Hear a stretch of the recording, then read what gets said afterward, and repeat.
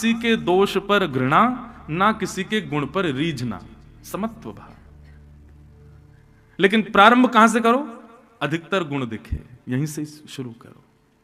उसी के लिए भजन, साधन, कथा, सत्संग, नाम जप, वृंदावन परिक्रमा, गोवर्धन परिक्रमा, इन सब का फल यही है कि आपकी दृष्टि बदले, आपका स्वभाव बदले। नहीं तो रावण जैसा कोई शिव उपासक नहीं था, ऐसे वेद मंत्रों का उच्चारण करता था, ऐसे अभिषेक करता था, ऐसा शंकर जी की आराधना करता था कि कोई नहीं कर सकता। पर क्या फायदा कि रावण रावण ही रहा। ये सब क्रियाएं हमारे भीतर बदलाव लावे, उसके लिए है। काहू सो मिलवो न सुहावे, बातन सो घबराए, भोरी ऐसे दुख बिन प्यारी, जीवन व्यर्थ गवाए।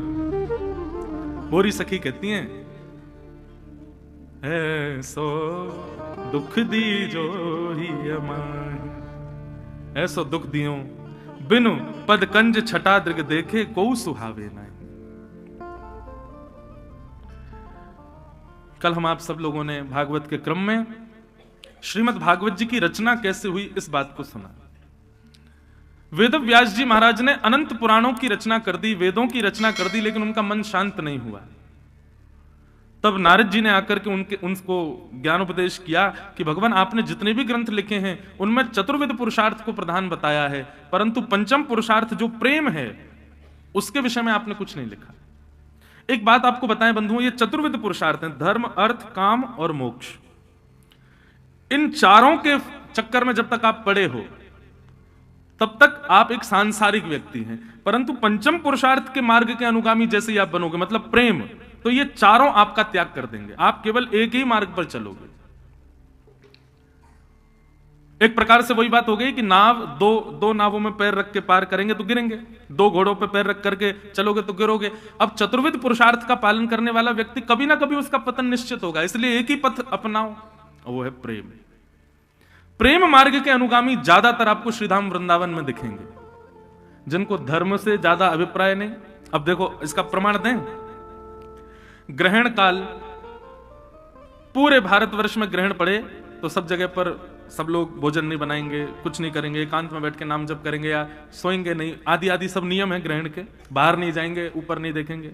पर हमारे वृंदावन में तटीय स्थान चले जाओ, हरिदासियों के सुंदर संग करो, तो ग्रहण वाले दिन उनके और सुंदर उत्सव होता है।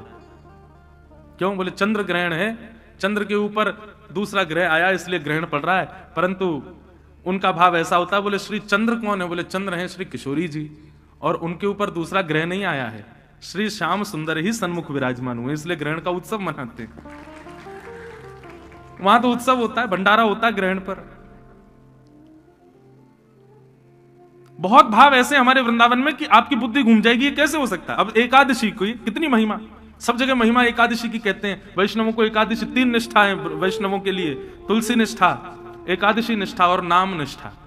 पर हमारे वृंदावन के कई पथ के पथिक एकादशी भी नहीं करते।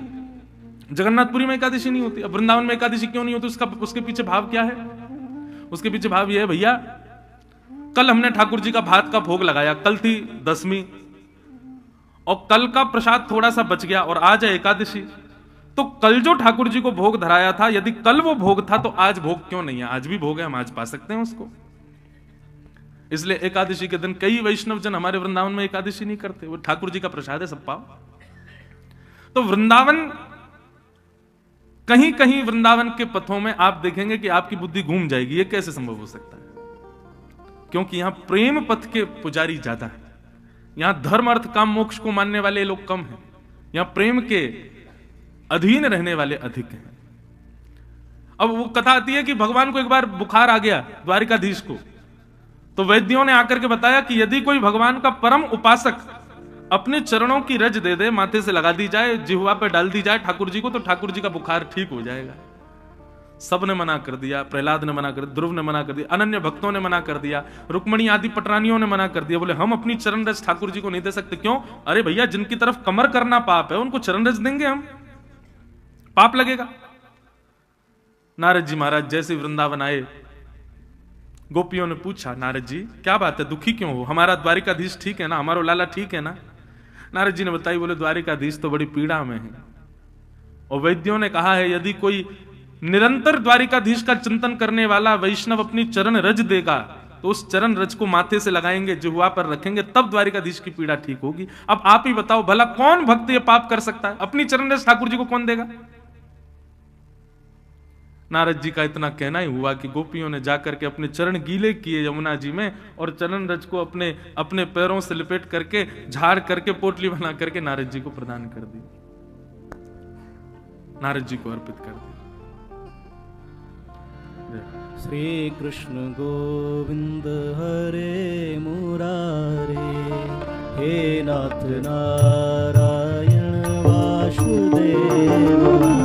श्री कृष्ण गोविंद हरे मुरारे, हे नाथ नारायण वासुदेव। श्री कृष्ण गोविंद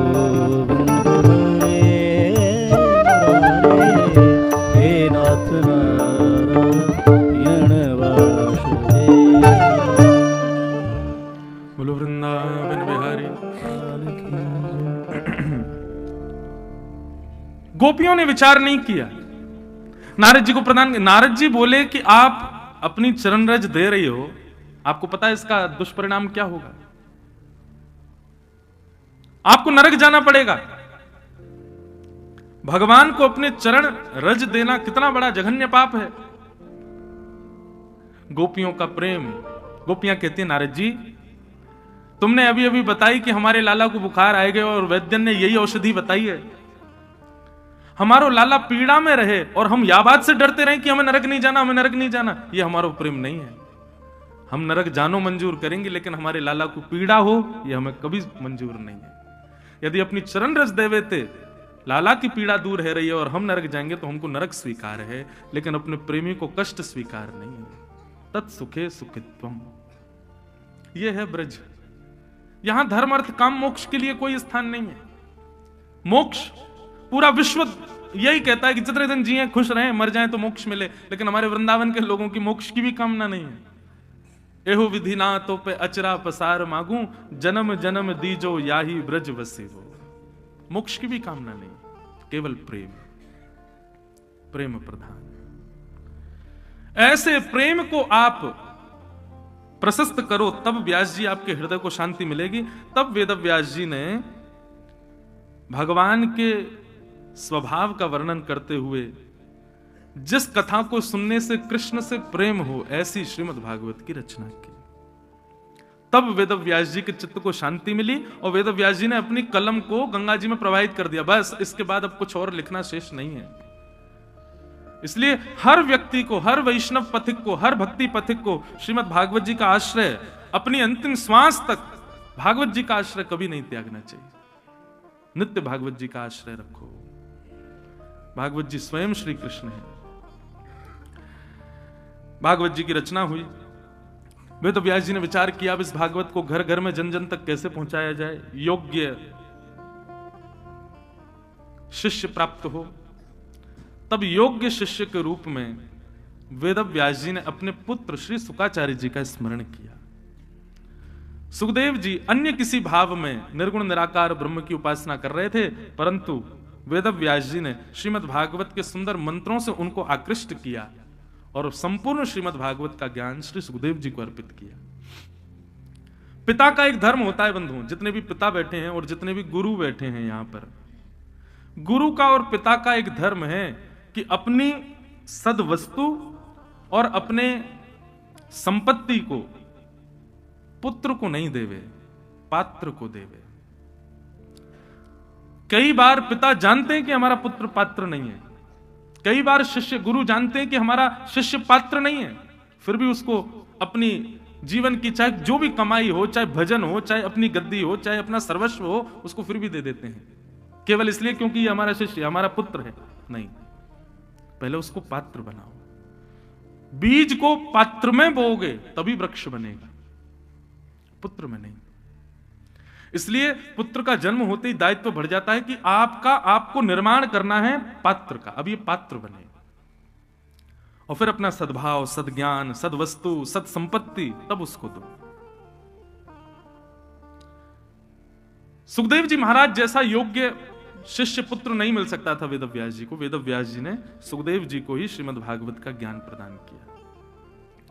सुखदेव जी महाराज ने यही भागवत की कथा राजर्षि परीक्षित को श्रवण कराई। अब यहां प्रश्न हुआ कि महाराज जी परीक्षित कौन है, कृपा कर इनके विषय में हमें बताओ। और अब यहां से महाभारत का क्रम थोड़ा प्रारंभ होता है, बहुत ध्यान से सुनना। कल कृष्ण जन्म होना है और कथा प्रथम स्कंद से अब चल रही है, तो अब कथा क्रम थोड़े ज्यादा होंगे, इसलिए ध्यान पूर्वक सुनिएगा। यदा मृधे कौरव संजयाना वीर स्वथो वीरगतिं गतेषु ब्रकोदरा विग्धगदा विमर्श भ्रगनोरुदण्डे धृतराष्ट्रपुत्रे। महाभारत। बंधुओं, महाभारत हम सबके जीवन में चल रही है और हम सब भी उसी महाभारत के योद्धा हैं। ये पूरा जीवन हमारा महाभारत है। हम में से कोई ना कोई कौरव है, कोई ना कोई पांडव है। बस जो गुरुजनों के आश्रय में आ गया, जो भागवत रामायण आदि जैसे ग्रंथों के आश्रय में आ गया, वो पांडव, और जो इनके आश्रय से विमुख है वही कौरव है। महाभारत सबकी चल रही है। महाभारत का युद्ध अपने अंतिम पड़ाव पर चल रहा था। बड़े बड़े वीर अपनी वीर गति को प्राप्त हो चुके थे। दो लोगों के बीच में युद्ध चल रहा था, केवल भीम और दुर्योधन। आंखों की पलकें पकड़ करके सब लोग खड़े थे, क्योंकि महाभारत जैसे विशाल युद्ध का परिणाम आने वाला है। कौन जीतेगा? भीम अपनी प्रचंड गदा का प्रहार करते हैं, लेकिन दुर्योधन के स्पर्श करते ही खन्न करके आवाज आती है और कुछ नहीं होता। तब भीम ने भगवान की ओर दृष्टिपात किया, तो भगवान ने इशारा किया, जंघा पे मारो। और भीम ने भगवद आज्ञा मान करके जैसे ही जंघा पर प्रहार किया, दुर्योधन पस्त हो गया और महाभारत का युद्ध पांडव जीत गए। एक कथा ऐसी आती है कि बलराम जी के शिष्य हैं। कौन? दुर्योधन। दुर्योधन को गदा चलाना बलराम जी ने सिखाया था। इसीलिए बलराम जी महाभारत युद्ध में नहीं थे। क्यों? क्योंकि दुर्योधन मेरा शिष्य है और कृष्ण मेरा भाई है। कृष्ण पांडव पक्ष में और दुर्योधन कौरव पक्ष में। मैं किस तरफ जाऊं, शिष्य के पक्ष में कि भाई के पक्ष में? तो निष्पक्ष होने के लिए श्री बलराम जी तीर्थ यात्रा पे चले गए, ताकि किसी पक्ष में जाना ही ना पड़े। लेकिन कथा आती है कि जैसे ही भीम ने दुर्योधन की जंघा पर प्रहार किया, देवताओं को लगा कि भैया ये महाभारत युद्ध में थोड़ा नमक मसाला डालो, कुछ तो हो। ऐसा कुछ हो कि ठाकुर जी को मैदान पे आना पड़े। नारद जी को भेज करके बलराम जी को यह समाचार दिलाया कि धर्म युद्ध महाभारत में जहां नाभि से नीचे प्रहार करना मना है, वहां कृष्ण की आज्ञा मान करके भीम ने दुर्योधन की जंघा तोड़ दी। समझ रहे हैं ना बात को? बद्रीनाथ केदारनाथ की यात्रा पर बलराम जी महाराज थे, इतने में ही नारद जी आ गए। नारद जी ने आके कहा, जय हो बलराम जी की। बलराम जी बोले, अरे आओ नारद, कैसे हो? अच्छा, महाभारत युद्ध चल रहा है ना, उसका क्या परिणाम आ रहा है? बोले, महाराज क्या बताएं, आपके होते हुए इतना बड़ा महाराज धर्म विरुद्ध कार्य हो रहा है, क्या बताऊं आपको? बलराम जी बोले, क्या हुआ? बोले, बताइए, नाभि से नीचे प्रहार करना यह धर्म युद्ध का नियम है? बोले, नहीं, बिल्कुल नहीं, नाभि से नीचे प्रहार नहीं कर सकते। वो बोले, यही हुआ है, भीम ने दुर्योधन की जंघा तोड़ी है और आज्ञा दी है आपके छोटे भैया कृष्ण ने। बलराम जी महाराज तो माला झोली आदि पकड़ा दी नारद को। बोले, तुम यहीं रहो, अब मैं जाता हूं महाभारत में। ऐसा कैसे हो सकता है? और ये कन्हैया तो बहुत पक्षधर है, उन पांडवन के पक्ष में चलो जाए नेक में ही, या को मैं बताऊं जाके? और बलराम जी को क्रोध आया, महाराज दौड़े कुरुक्षेत्र के मैदान की ओर। बलराम जी को क्रोध आ जाए तो इसका मतलब समझ रहे हैं? पृथ्वी में भूचाल आ जाता है, शेषनाग हैं वो। पांडव सब अपनी विजय का आनंद मना रहे थे, तभी देखा भूकंप आ रहा है, आकाश के बादल गरज रहे हैं, महाराज सूर्य अस्ताचल को जा रहे हैं। अर्जुन आदि बोले भगवान ये सब क्या हो रहा है, ये मौसम क्यों बिगड़ रहा है, ये भूकंप क्यों आ रहा है। ठाकुर जी बोले ऐसा लग रहा है जैसे शेषनाग कोपित हो गए, कहीं ऐसा तो नहीं है बलराम जी को किसी ने जाके समाचार कर दिया वो कहीं आ रहे हो। भैया बलराम जी क्रोधित हो गए तो मैं नहीं बचा पाऊंगा तुमको, हमारे बड़े भैया हैं वो। और तभी देखा कि महाराज हल मूसल लेकर के प्रचंड शरीर बलराम जी का और कुरुक्षेत्र की मैदान की ओर दौड़ रहे थे। भीम, अर्जुन, युधिष्ठिर सब भगवान के चरणों बोल प्रभु रक्षा करो, इनसे बचाओ। तो कहते हैं जैसे ही बलराम जी कुरुक्षेत्र के मैदान की ओर दौड़ रहे थे, ठाकुर जी बोले रुको हम जाते हैं। और यहां से ठाकुर जी ने दौड़ लगाई बलराम जी की ओर। आकाश में देवता सब बड़े प्रसन्न, बोले हाँ अब आएगा आनंद, अब ठाकुर जी आ गए मैदान में, अब कुछ, अरे सीधे सीधे सब खत्म हो रहा था, अब कुछ नया देखने को मिलेगा। ये देवता ऐसे ही करते हैं। वहां कंस देवकी को विदा करने के लिए जा रहा था तो आकाशवाणी कर दी जिस बहन को तुम विदा कर रहे हो उसका अष्टम गर्भ तुम्हारा काल होगा। तलवार निकाल के मारने लगा, 7 बालक मरवा दिए देवकी के, 6 बालक। ये देवता ऐसे ही करते हैं।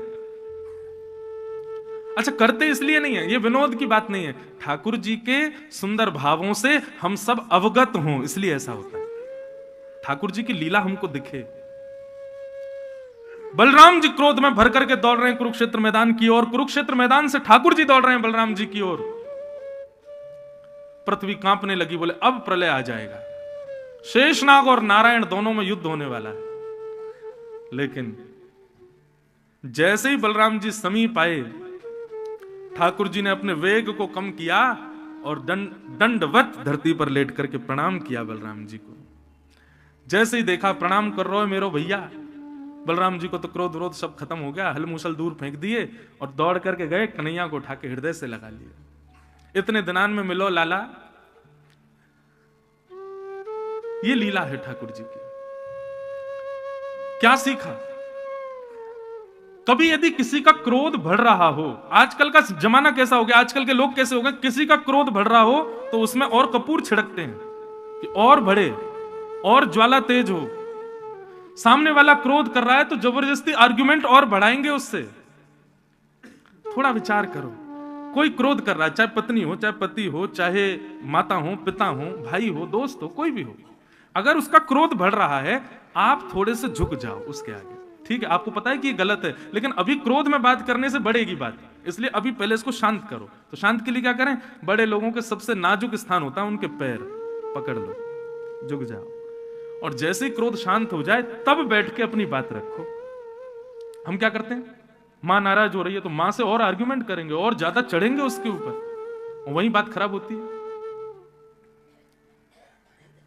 आप लोग कहेंगे महाराज जी गृहस्थाश्रम में पत्नी नाराज हो तो पति को भी ऐसे ही करना चाहिए। कर लो, क्या बुराई है, थोड़ा ने शांत हो जाओ, सुन लो। अग्नि के लिए एक को तो जल बनना पड़ेगा ना, और दोनों ही अग्नि बन जाएंगे पूरा घर जल जाएगा।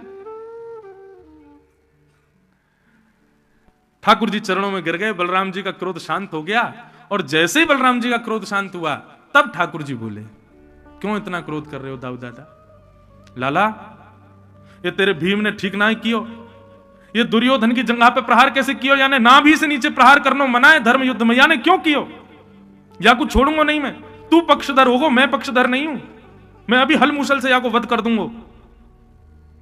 ठाकुर जी बोले क्यों, नाभि से नीचे प्रहार करने पर आपको इतनी पीड़ा क्यों हुई? बोले धर्म विरुद्ध है। अच्छा ये धर्म विरुद्ध है? बोले हाँ।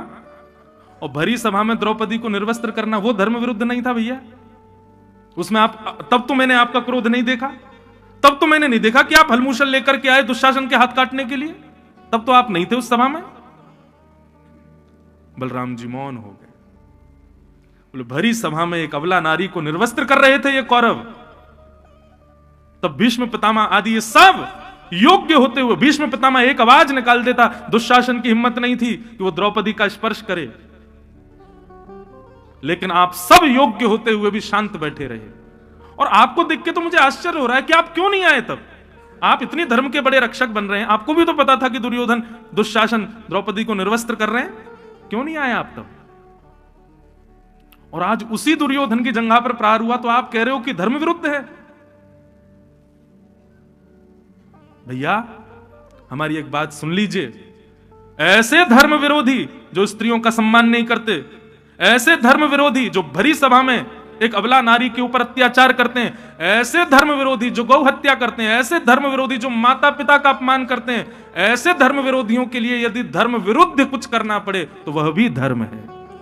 ऐसे धर्म विरोधियों के लिए, इनके लिए हम यह विचार करेंगे कि धर्म का पालन हो, ऐसे धर्म विरोधियों के लिए। जब द्रौपदी के चीरहरण कर रहा था ना दुर्योधन, तब भीम ने प्रतिज्ञा ली थी। दुर्योधन बार बार कह रहा था दुशासन जल्दी निर्वस्त्र कर दो इसको, मेरी जंघा पर बैठा दो। तब दुर्योधन ने प्रतिज्ञा ली थी तेरी जंघा पर द्रौपदी नहीं, एक दिन मेरी गदा विराजेगी। और आज दुर्योधन ने, आज भीम ने अपनी प्रतिज्ञा पूरी की। बलराम जी का क्रोध शांत हो गया, क्षमा मांगी। ठाकुर जी ने हृदय से लगा, नहीं भैया आप बड़े भैया हैं हमारे, बस मैं एक बात कहना चाहता हूं कि ऐसे धर्म विरोधियों के लिए धर्म के विरुद्ध भी जाना पड़े तो वह भी धर्म है। भगवान पांडवों को लेकर के चले गए। मैं एक कथा में एक प्रसंग कभी कभी कहा करता हूं कि पांडवों की इतनी रक्षा क्यों की ठाकुर जी ने, ऐसा क्या है पांडवों के पास? पांडवों के अंदर पंच गुण हैं और ये पंच गुण हम सब के अंदर होते हैं। और कौन कौन से पंच गुण? युधिष्ठिर, भीम, अर्जुन, नकुल, सहदेव, ये पंच पांडव हैं। युधिष्ठिर का गुण है धर्म, भीम का गुण है बल, अर्जुन का गुण है प्रेम, नकुल का गुण है बुद्धि और सहदेव का गुण है सौंदर्य। ये पंच गुण या फिर इन पांचों में से कोई भी एक गुण हम सबके अंदर होता है। बहुत सावधानी से सुनिए सब लोग। धर्म, बल, प्रेम, बुद्धि और स्वरूप, हम आप सब लोग जो यहां बैठे हैं, किसी के अंदर धर्म की मात्रा होगी ज्यादा, किसी के अंदर बल होगा। बल का मतलब शारीरिक नहीं, धन बल भी हो सकता है, शरीर बल भी हो सकता है, किसी भी प्रकार का बल। धर्म, बल, प्रेम, बुद्धि और सौंदर्य, ये पंच गुणों में से कोई ना कोई एक गुण, या किसी किसी में ये पांचों गुण भी होते हैं। परंतु ये पांचों गुण बंधुओं कौरवों के पास भी हैं। कौरवों के पास भी धर्म है। भीष्म पितामह बहुत बड़े धर्मावली हैं। भीष्म पितामह बल के रूप में दुर्योधन है, दुर्योधन कम बलवान है, बहुत बलवान था। कर्ण कम बलवान है, बहुत बलवान था। कौरवों में भी प्रेमी है, कौरवों के पास भी बुद्धि है, कौरवों के पास भी स्वरूप है। ये पंच गुण पांडवों के अलावा कौरवों के पास भी है, लेकिन पांडवों के पास दो एक्स्ट्रा चीज है जो कौरवों के पास नहीं है। और वो क्या है? द्रौपदी और कृष्ण। द्रौपदी का गुण क्या है? द्रौपदी का गुण है दया, और श्री कृष्ण का गुण है ज्ञान। मतलब ये पंच गुण हमारे पास हैं, लेकिन दया रूपी द्रौपदी और ज्ञान रूपी कृष्ण नहीं है, तो हम ही कौरव हैं। महाभारत युद्ध में हम परास्त हो जाएंगे। इसलिए आपके पास जो भी गुण है उसको सजोइए, लेकिन उसका श्रृंगार इन दो एक्स्ट्रा गुणों से कीजिए, ज्ञान और दया। बिना दया के ज्ञान आएगा ना तो भी अहंकार आ जाएगा। ज्ञान के साथ भी दया होने की जरूरत है, धर्म के साथ भी दया हो, बल के साथ भी दया हो। इसीलिए 5 पांडवों की एक पत्नी द्रौपदी है। द्रौपदी कोई स्त्री नहीं, उसका गुण है दया। तो इस चीज को याद रखिएगा, दया और ज्ञान, इन दो का होना बहुत जरूरी है। तभी आप महाभारत युद्ध जीत पाओगे। तो पांडवों के इसलिए रक्षक बने ठाकुर जी, क्योंकि पांडवों के पास दया है। और दयावान जो व्यक्ति है, चाहे कितने भी गुण हो, उसके अंदर दया नहीं है तो ठाकुर जी उसके पास नहीं रह सकते। पर सर्वगुण संपन्न होते हुए भी दयावान है, निश्चित है ठाकुर जी उसका संग करेंगे, ठाकुर जी उसके रक्षक बनेंगे, उसके सारथी बनेंगे।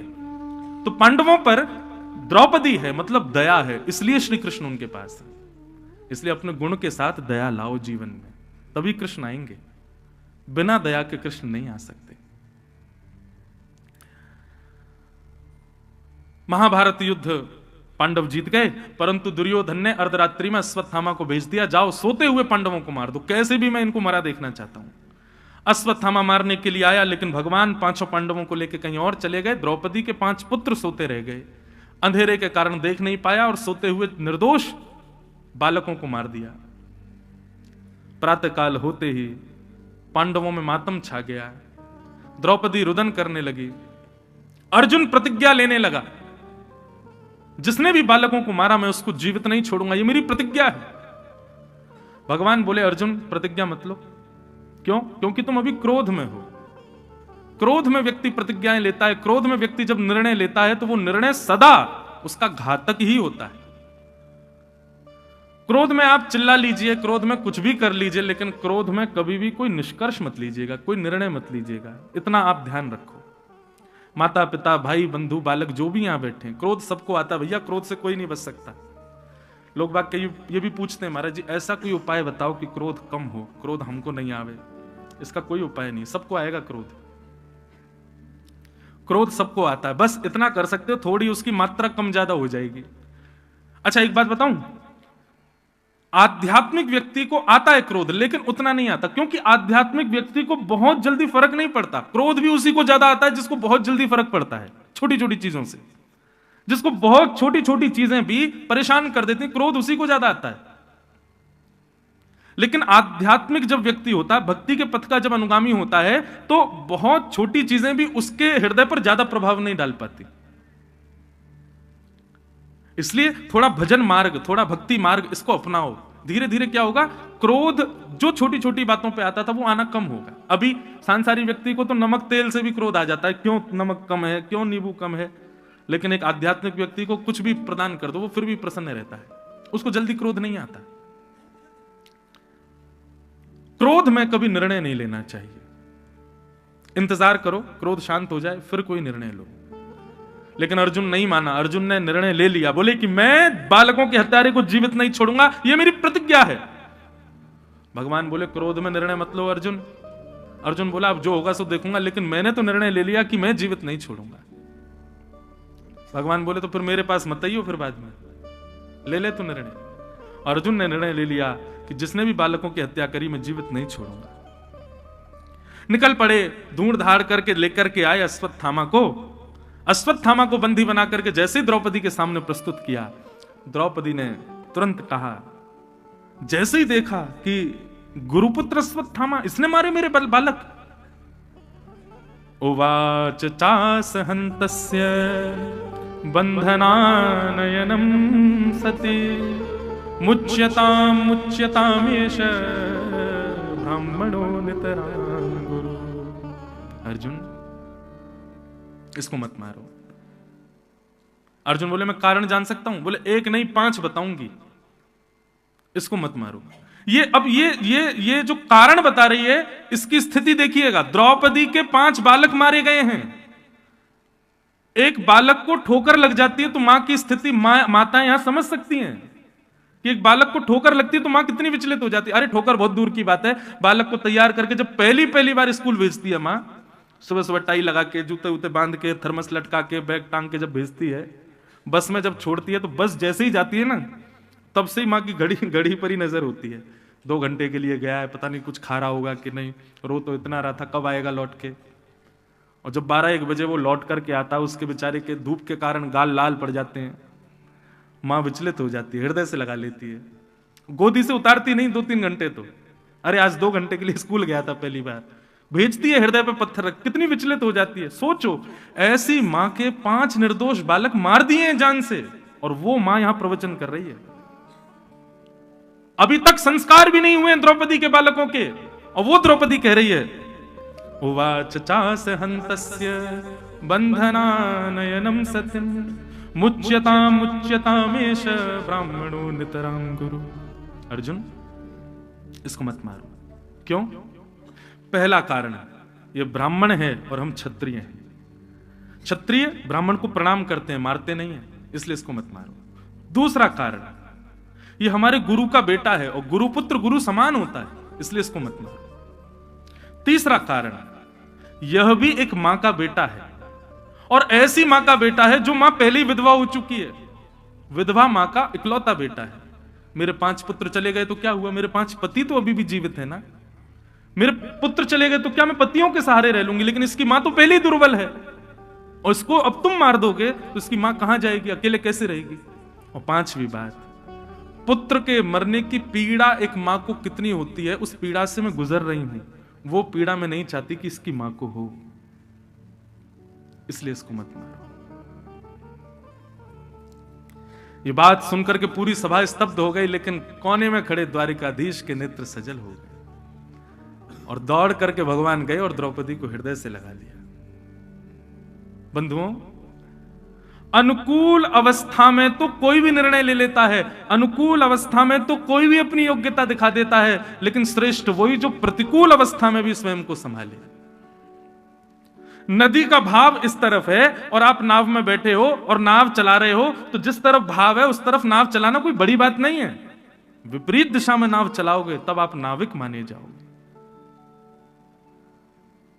हमारे जीवन में जब विपरीत अवस्था आती है तब ठाकुर जी जरूर हमारी ओर दृष्टि करके देखते हैं कि अब देखूं ये क्या निर्णय लेगा, अब देखूं ये क्या करेगा, अब देखूं इसका अगला स्टेप क्या होगा। अनुकूल अवस्था में तो सब जीते हैं, सब आनंद कर लेते हैं, सब हंस लेते हैं, लेकिन विपरीत अवस्था में जो मुस्कुराए तब ठाकुर जी कहते हैं हाँ ये है व्यक्ति। द्रौपदी के 5 पुत्र मर गए और वो हत्यारे के लिए कह रही है कि इसको छोड़ दो। भगवान बोले अब मैं तुमको क्या उपहार दूं? द्रौपदी बस इतना उपहार दे देता हूं, मेरा नाम कृष्ण, तुम्हारा नाम कृष्णा। निरीक्ष कृष्णापकृतम गुरुसुतम। भगवान ने द्रौपदी का नाम कृष्णा रख दिया। इसीलिए मैं कथाओं में कहा करता हूं, महामंत्र में हरे कृष्ण बोला करो। हरे कृष्णा आप जब बोलते हो तो द्रौपदी को याद कर रहे हो, हरे कृष्ण, क्योंकि कृष्णा द्रौपदी का नाम है। बाकी कई लोग कहते हैं महाराज जी अब कृष्णा बोलते आए अभी तक तो हमने इतने लाख जाप कर लिए तो क्या सब नहीं। भाव कुभाव अनख आलस हूं नाम जपत मंगल दिस दस हूं। आपने कुभाव से बजाओ चाहे भाव से बजाओ, आपके भाव तो कृष्ण के लिए थे तो कोई गलती नहीं है, पर अब जब पता चल गया तो सुधार लो। कृष्णा नहीं कृष्ण बोलो। कृष्णा तो द्रौपदी का नाम, भगवान ने अपना नाम दे दिया द्रौपदी को, हृदय से लगा लिया। द्रौपदी के निर्णय में 5 बातें हैं, धर्मम न्यायम सकरुणम निर्विलीकम समम महत्। हर व्यक्ति को निर्णय लेते समय इन 5 बातों को याद करना चाहिए। सबसे पहली बात, मैं जो निर्णय ले रहा हूं वो अधर्म तो नहीं, धर्म का आदर्श होना चाहिए, धर्म। दूसरी बात, मैं जो निर्णय लूं उससे दोनों पक्षों को न्याय मिलना चाहिए। तीसरी बात, मेरे निर्णय में करुणा होनी चाहिए, मतलब दया होनी चाहिए। चौथी बात, मेरे निर्णय में समत्व होना चाहिए, पक्षपात नहीं होना चाहिए। और मेरे निर्णय में महत्व दिखना चाहिए निर्णय का, सबको लगे कि हाँ ये बिल्कुल सही निर्णय था। ये 5 बातों का ध्यान रख करके व्यक्ति को निर्णय लेना चाहिए। द्रौपदी ने कहा कि इसको मत मारो। अर्जुन अब सोच रहा है मैं क्या करूं। युधिष्ठिर की ओर देखा तो युधिष्ठिर बोले मैं भी द्रौपदी के पक्ष में हूं, मत मारो। नकुल सहदेव बोले हम भी द्रौपदी के पक्ष में। भीम बोले कि नहीं अर्जुन तू छोड़ दे, मैं मार दूंगा इसको, पर इसके तो वध होना ही चाहिए, बालकों का हत्यारा है। जब सब जगह से कोई भी निर्णय नहीं मिल पाया तब भगवान की ओर देख, यहां पर स्पष्ट लिखा है आलोक्य वदनम सख्य। कोने में खड़े हुए कृष्ण की ओर जब अर्जुन ने देखा तो भगवान ने अपनी मुंह फेर लिया, बोले अब क्यों आ रहा है मेरे पास। अर्जुन इधर आया तो भगवान ने इधर मुंह कर लिया, इधर आया तो ठाकुर जी इधर। बोले ऐसे मत करो ना, बोले मैं मना कर रहा था ना, क्रोध में निर्णय मत ले, फिर आएगा मेरे पास। एक बात कहें बंधुओं, जब भी हम जीवन में कुछ ऐसे असमंजस में जब पड़ते हैं ना, तब एक इनर वॉइस अंदर से आती है, करो, नहीं नहीं ये ठीक नहीं, मत करो। अब पहचानना हमको है कि इनमें से ठाकुर जी की आवाज कौन सी है। और ये पहचान कब होती है, जब आप गुरुजनों के आश्रय में रहते हो, जब आप कथाएं श्रवण करते हो, सत्संग करते हो, तो आपके अंदर से एक पूर्ण विश्वास आ जाता है एक बात के प्रति कि ये ठाकुर जी की आज्ञा है, ये मुझे नहीं करना है, ये ठाकुर जी आज्ञा कर रहे हैं। और उस समय भी हम ठाकुर जी की आज्ञा ना मान के जब हम करते हैं तब फिर जाते हैं हे भगवान ये क्या हो गया, हे राधा रमन लाल में तो बहुत बड़ा अपराध हो गया। भगवान कहेंगे तब मैं बोल रहा था कि मत करो, तुमने नहीं मानी मेरी, अब फंस गए। इसलिए भगवत आज्ञा आपको पता चले उसके लिए भी आध्यात्मिक पथ होना बहुत जरूरी है। भगवान बोले अर्जुन मैं पहले मना कर रहा था, तूने मेरी नहीं मानी और निर्णय ले लिया, अब क्यों आया मेरी शरण में। बोले भगवान कृपा करो, बताओ मैं क्या करूं। ठाकुर जी बोले जो कहूंगा सो करेगा। बोले बिल्कुल बिना विचार किए करूंगा। भगवान बोले अब तू और फंस गया, क्योंकि मैं ऐसा निर्णय देने वाला हूं कि तू और असमंजस में आ जाएगा। और भगवान ने क्या निर्णय दिया, ब्रह्म बंधुर न हंतव्य आतताई वधारण। एक बात कहें भैया हाथ जोड़ के, या तो श्री कृष्ण की शरण में आना नहीं, और यदि आ गए हो तो सदैव याद रखना अंतिम श्वास तक पहेली खेलते ही रहेंगे आपके संग। सीधे सीधे तो काम कभी ठाकुर जी करते ही नहीं है। कुछ ना कुछ आपको कहीं ना कहीं से आपका अहम मरता ही रहेगा, ऐसा कुछ ना कुछ होता ही रहेगा आपके साथ, और ये ठाकुर जी की लीला है। अर्जुन को क्या निर्णय दिया भगवान ने? बोले ब्राह्मण कैसा भी क्यों ना हो अर्जुन, उसको मारना नहीं चाहिए, और बालकों का हत्यारा कोई भी क्यों ना हो उसको छोड़ना नहीं चाहिए। तेरे हाथ में, अब तू कर जो तुझे करना है। अर्जुन बोला मैं आधा पागल था पहले, अब मैं पूरा हो गया हूं। ये कैसा निर्णय दिया है आपने? ब्राह्मण है इसलिए इसको मारना नहीं है, और बालकों का हत्यारा इसलिए इसको छोड़ना नहीं है। मैं क्या करूं नाथ? भगवान बोले अब तूने कहा था करिष्ये वचनम तव, आप जो कहोगे मैं करूंगा, कर। इसलिए भैया पहली आज्ञा ही मान लो ठाकुर जी की, दोबारा आज्ञा लेने के लिए जाओगे तो ठाकुर जी फंसाएंगे। जैसे हम लोग अपने लाल जी के साथ में कभी कभी क्या करते हैं कि कोई हमको बात पूछनी होती है ना, तो हम पर्ची उछालते हैं ठाकुर जी के आगे। 4 पर्ची बना देंगे और अपने ठाकुर जी के आगे चारों पर्ची रख देंगे, और रात भर वो पर्ची ठाकुर जी के शयन शैया पे रखी रहेंगी कि लाल जी रात भर में निष्कर्ष दे देना क्या करना चाहिए। सुबह हमारा हाथ उसी पर्ची पे जाए जो आपकी आज्ञा हो। सुबह जब ठाकुर जी का श्रृंगार होता है तो एक पर्ची खोलते हैं। अब देखो मन में तो हमारे चल रहा था कि ये काम हमको करना है, पर ठाकुर जी के सामने से जैसी पर्ची हटाई उसमें आ गया नहीं करना है। अब नहीं करना ये तो ठाकुर जी की आज्ञा, लेकिन मन कह रहा है कि करना है। अब हम ठाकुर जी को देख रहे हैं। कभी कभी क्या होता है तो मैं क्या करता हूं, अच्छा चलो ठाकुर जी एक बार, आप शायद ये कहना चाह रहे हो कि 3 बार उछाल, 2 वोट जहां है उसको मानियो। तो कई बार हम ऐसा सोचते हैं कि लाल जी भी कहते हैं अच्छा बेटा तू उछाल। अब तो जब दूसरी बार उछालूंगा तो क्या आएगा? हाँ करना है। अब और फंस गए, अब तीसरी बार में क्या आएगा? और तीसरी बार जब उछालते हैं तब फिर आ जाता है हाँ करना है। तब मैं समझ जाता हूं अब तो ये पक्का कह रहे हैं नहीं करना है, क्योंकि 2 वोट जहां गए वो काम नहीं, ठाकुर जी मना कर रहे हैं। पहली आज्ञा जो थी उसी को मानो। तो भैया श्री कृष्ण बड़ी पहेली हैं, इनकी शरण में आओ तो बहुत सोच समझ के आना। क्यों पूरा जीवन पहेली बना देंगे आपकी, पर वो आनंद है, वो सुख है, वो प्रेम वो बरसाते हैं। आपका कभी पद भ्रष्ट आपको होने नहीं देंगे। वो खेलेंगे आपके साथ, आपको परेशान करेंगे, पर आपको कभी गिरने नहीं देंगे। ये श्री कृष्ण का प्रमाण है। मुझे एक कथा याद आती है। एक बलराम दास नाम का भक्त था भगवान का, श्री जगन्नाथ जी के आगे रोज पद गाता था। उसके पद अब तो उस अप्सरा के संग रहने लगे, उसी के संग ही घूमने लगे, उसी के संग समय व्यतीत करने लगे। पूरी जगन्नाथपुरी में हल्ला मच गया, बलराम दास जी का उस अप्सरा से संबंध है। इस बार पुजारियों ने मंत्रणा की, बोले कि अब की बार की जो जगन्नाथ यात्रा होगी उसमें बलराम दास की सेवा नहीं लेंगे हम। क्यों? अरे पदभ्रष्ट हो गया, अप्सरा का संग करता है, वैश्या का संग करता है। ऐसे व्यक्ति का हम लोग ठाकुर जी के सामने पदगायन करवाएंगे? सब जगह उसके नाम लेकर के सब लोग अवहेलना करते हैं उसकी। आज रथ यात्रा का समय था और बलराम दास जी उस वैश्या के साथ उसी के कक्ष में थे। लेकिन आज प्रातःकाल जैसे ही उठ करके बलराम दास जी थोड़ा विचार करने लगे तो उनको पूरे जीवन का दृश्य दिखाई दिया, और उन्होंने अनुभव किया कि अब मेरी भक्ति कहां चली गई। मैं कहां जगन्नाथ जी को रिझाने के लिए गाता था, अब मेरा गायन वादन सब कुछ इसकी प्रसन्नता के लिए हो गया है। उस समय अपने आप से आत्मग्लानि होने लगी बलराम दास जी को। घुटनों के बल बैठ गए, जगन्नाथ जी से क्षमा मांगने लगे, मुझसे बहुत बड़ी गलती हो गई भगवान, मुझे आपने इतना सामान्य दे दिया, मुझे इतना सामिप्य दे दिया, मैंने उस सामिप्य की अवहेलना कर दी, मैंने उस सामिप्य के गुण को नहीं समझा, मैंने उस सामिप्य के योग्यता की दुरुपयोग किया। रोते रोते जैसी जगन्नाथ रथ यात्रा की ओर जाने लगे, पुजारियों ने पहले ही उनको हटा दिया। बोले अब तुम्हारी सेवा जगन्नाथ जी स्वीकार नहीं करेंगे, तुम पदभ्रष्ट हो गए हो।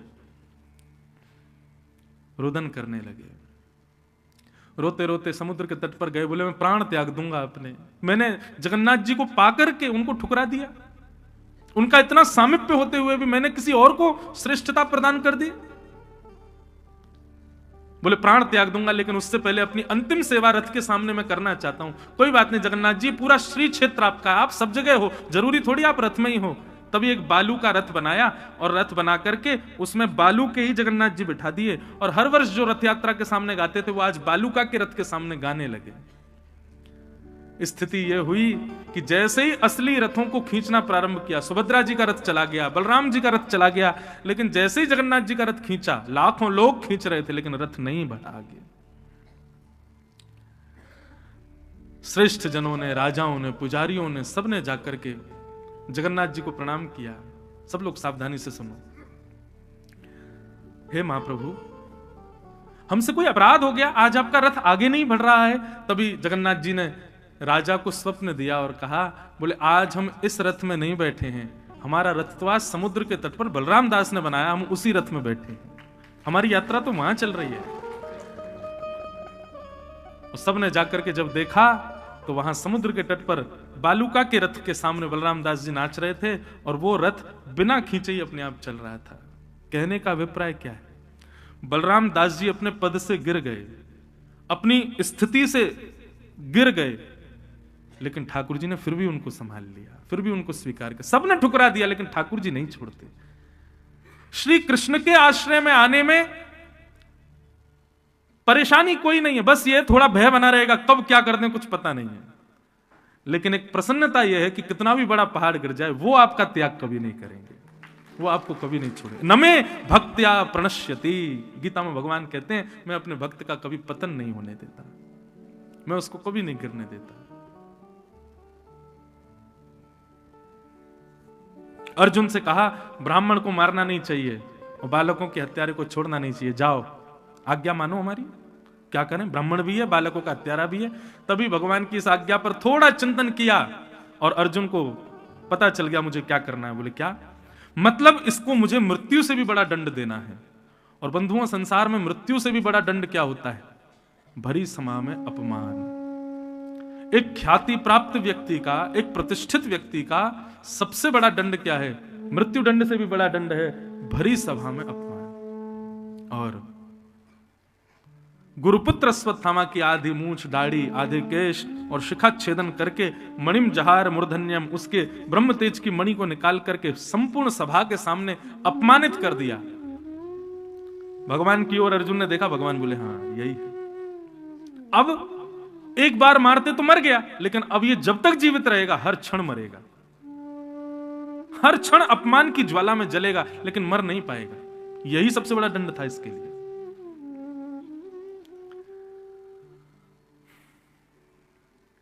अश्वत्थामा को छोड़ दिया। भगवान पांडवों को बोले अब सब व्यवस्थित हो जाओ, मैं द्वारिका को निकल रहा हूं। जैसे ही रथ में बैठकर के द्वारिका को प्रस्थान करने के लिए भगवान तैयार हुए, इतने में ही अश्वत्थामा ने विचार किया कि इन पांडवों ने मेरा इतना बड़ा अपमान किया, इनको जीवित नहीं छोड़ूंगा। इन पांडवों को तो मैं नहीं मार सकता, लेकिन ऐसा कुछ करके जाऊं कि पांडवों के बाद इंद्रप्रस्थ की गद्दी पर बैठने के लिए इनका कोई वंशधर ना बचे।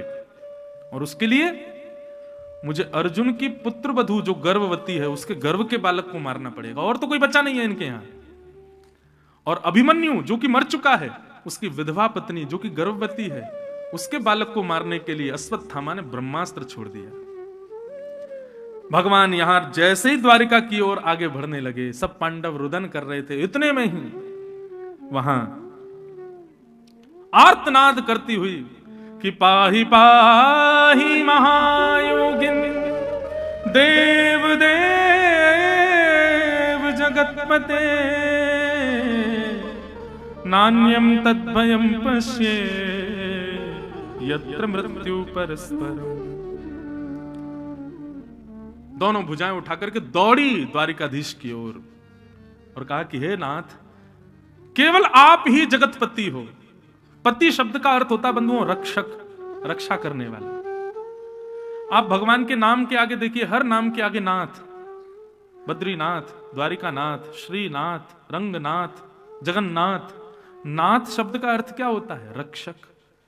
भगवान जगतपति हैं, जगन्नाथ हैं, जग के रक्षक हैं। वो रक्षा नहीं करेंगे तो कौन करेगा? दोनों भुजाएं उठा करके दौड़ी भगवान की ओर, हे नाथ मेरी रक्षा करो, हे जगतपति मेरी रक्षा करो। मैं भले ही मर जाऊं लेकिन मेरे गर्भ के बालक को बचा लीजिए ना भगवान। वहां पर अर्जुन भी खड़े हैं, युधिष्ठिर भी खड़े हैं, भीम भी खड़े हैं। चाहते तो किसी और के पास भी जा सकती थी, लेकिन उत्तरा और किसी के पास नहीं गई, सीधे ठाकुर जी के पास गई। मतलब और कोई मेरा रक्षक नहीं है नाथ, केवल आप हैं। हमारे ऊपर विपत्ति आती है तो हम फिर भी बहुत सारे मार्ग ढूंढ के रखते हैं कि ये रक्षा, ये रक्षा, ये रक्षा, पर वैष्णव के लिए तो एक ही रक्षक है, हमारे ठाकुर जी, बस और कोई नहीं। और किसी से मुझे उपेक्षा नहीं, किसी की अपेक्षा नहीं।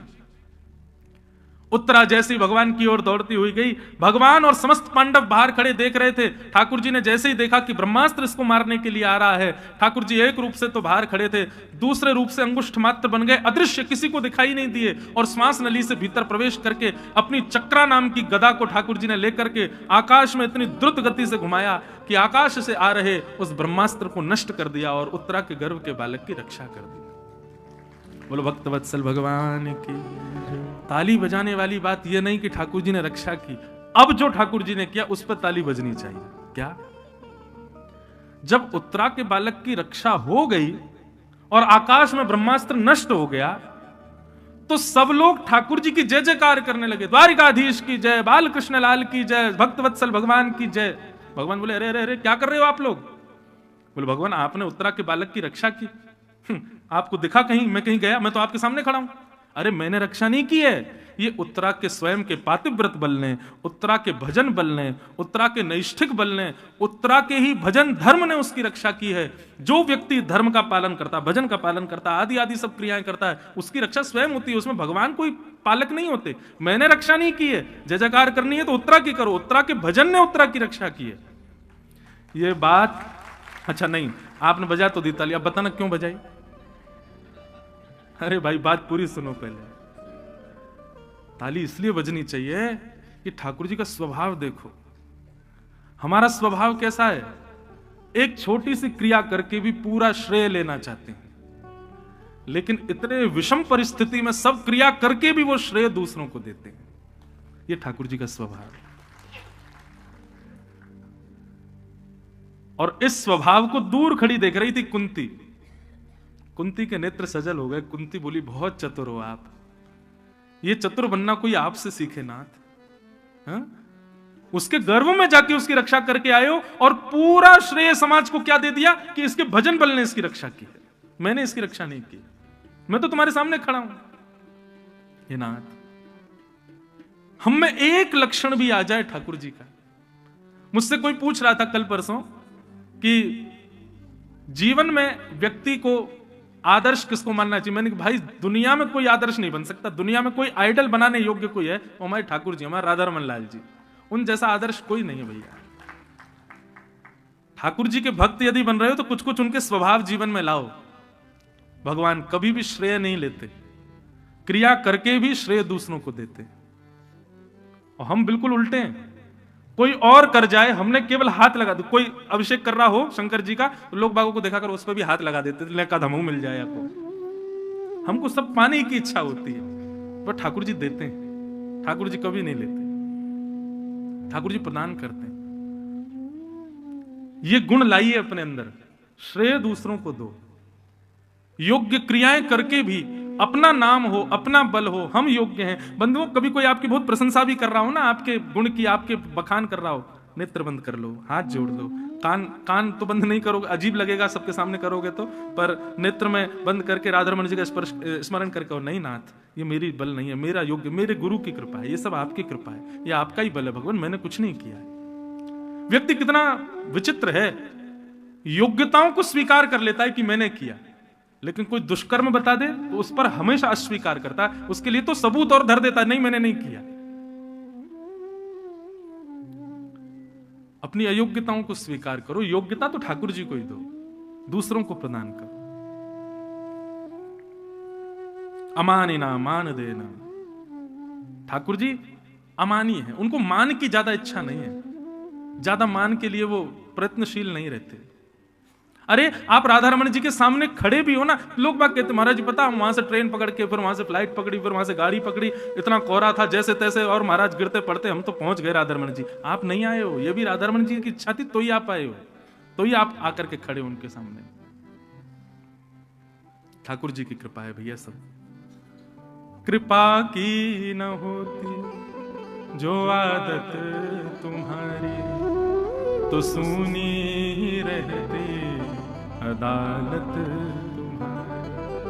कृपा की न होती जो आदत तुम्हारी, तो सुनी ही रहती अदालत तुम्हारी। बहुत कृपालु हैं ठाकुर जी। भगवान उत्तरा को श्रेय दे दिया, सब लोग उत्तरा की जय जयकार करने लगे। सब वहां खड़ी माताएं बहनें कहने लगी, अरे बनना है तो उत्तरा जैसा बनो, देखो इसके भजन बलने हैं, पातिव्रत बलने, इसकी रक्षा की। सब लोग उत्तरा की प्रशंसा करने लगे। भगवान चुपचाप अपने रथ में बैठे, बोले चलो द्वारिका। जैसे ही द्वारिका जाने लगे, कुंती ने आकर के घोड़ों के रस्सी को रोक लिया, पकड़ लिया, बोले नीचे आइए आप, आपसे तो बातें करनी है हमको। भगवान बोले कहो बुआ, अब क्या काम है? बोले काम कुछ नहीं है, बस मन के कुछ भाव आपसे कहने हैं। बोले कहिए। तब कुंती ने भगवान की स्तुति गाई। ये भागवत जी की प्रथम स्तुति है बंधु। कुंती कह रही है कि नमस्ये पुरुषं त्वाद्यम ईश्वरं प्रकृते परम अलक्ष्यं सर्वभूतानां अंतर्बहिरवस्थितम् कि माया जवनिकाच्छन्नः आज्ञा दोक्षजमव्ययम् न लक्ष्यसे मूढदृशा नटो नाट्य धरो यथा।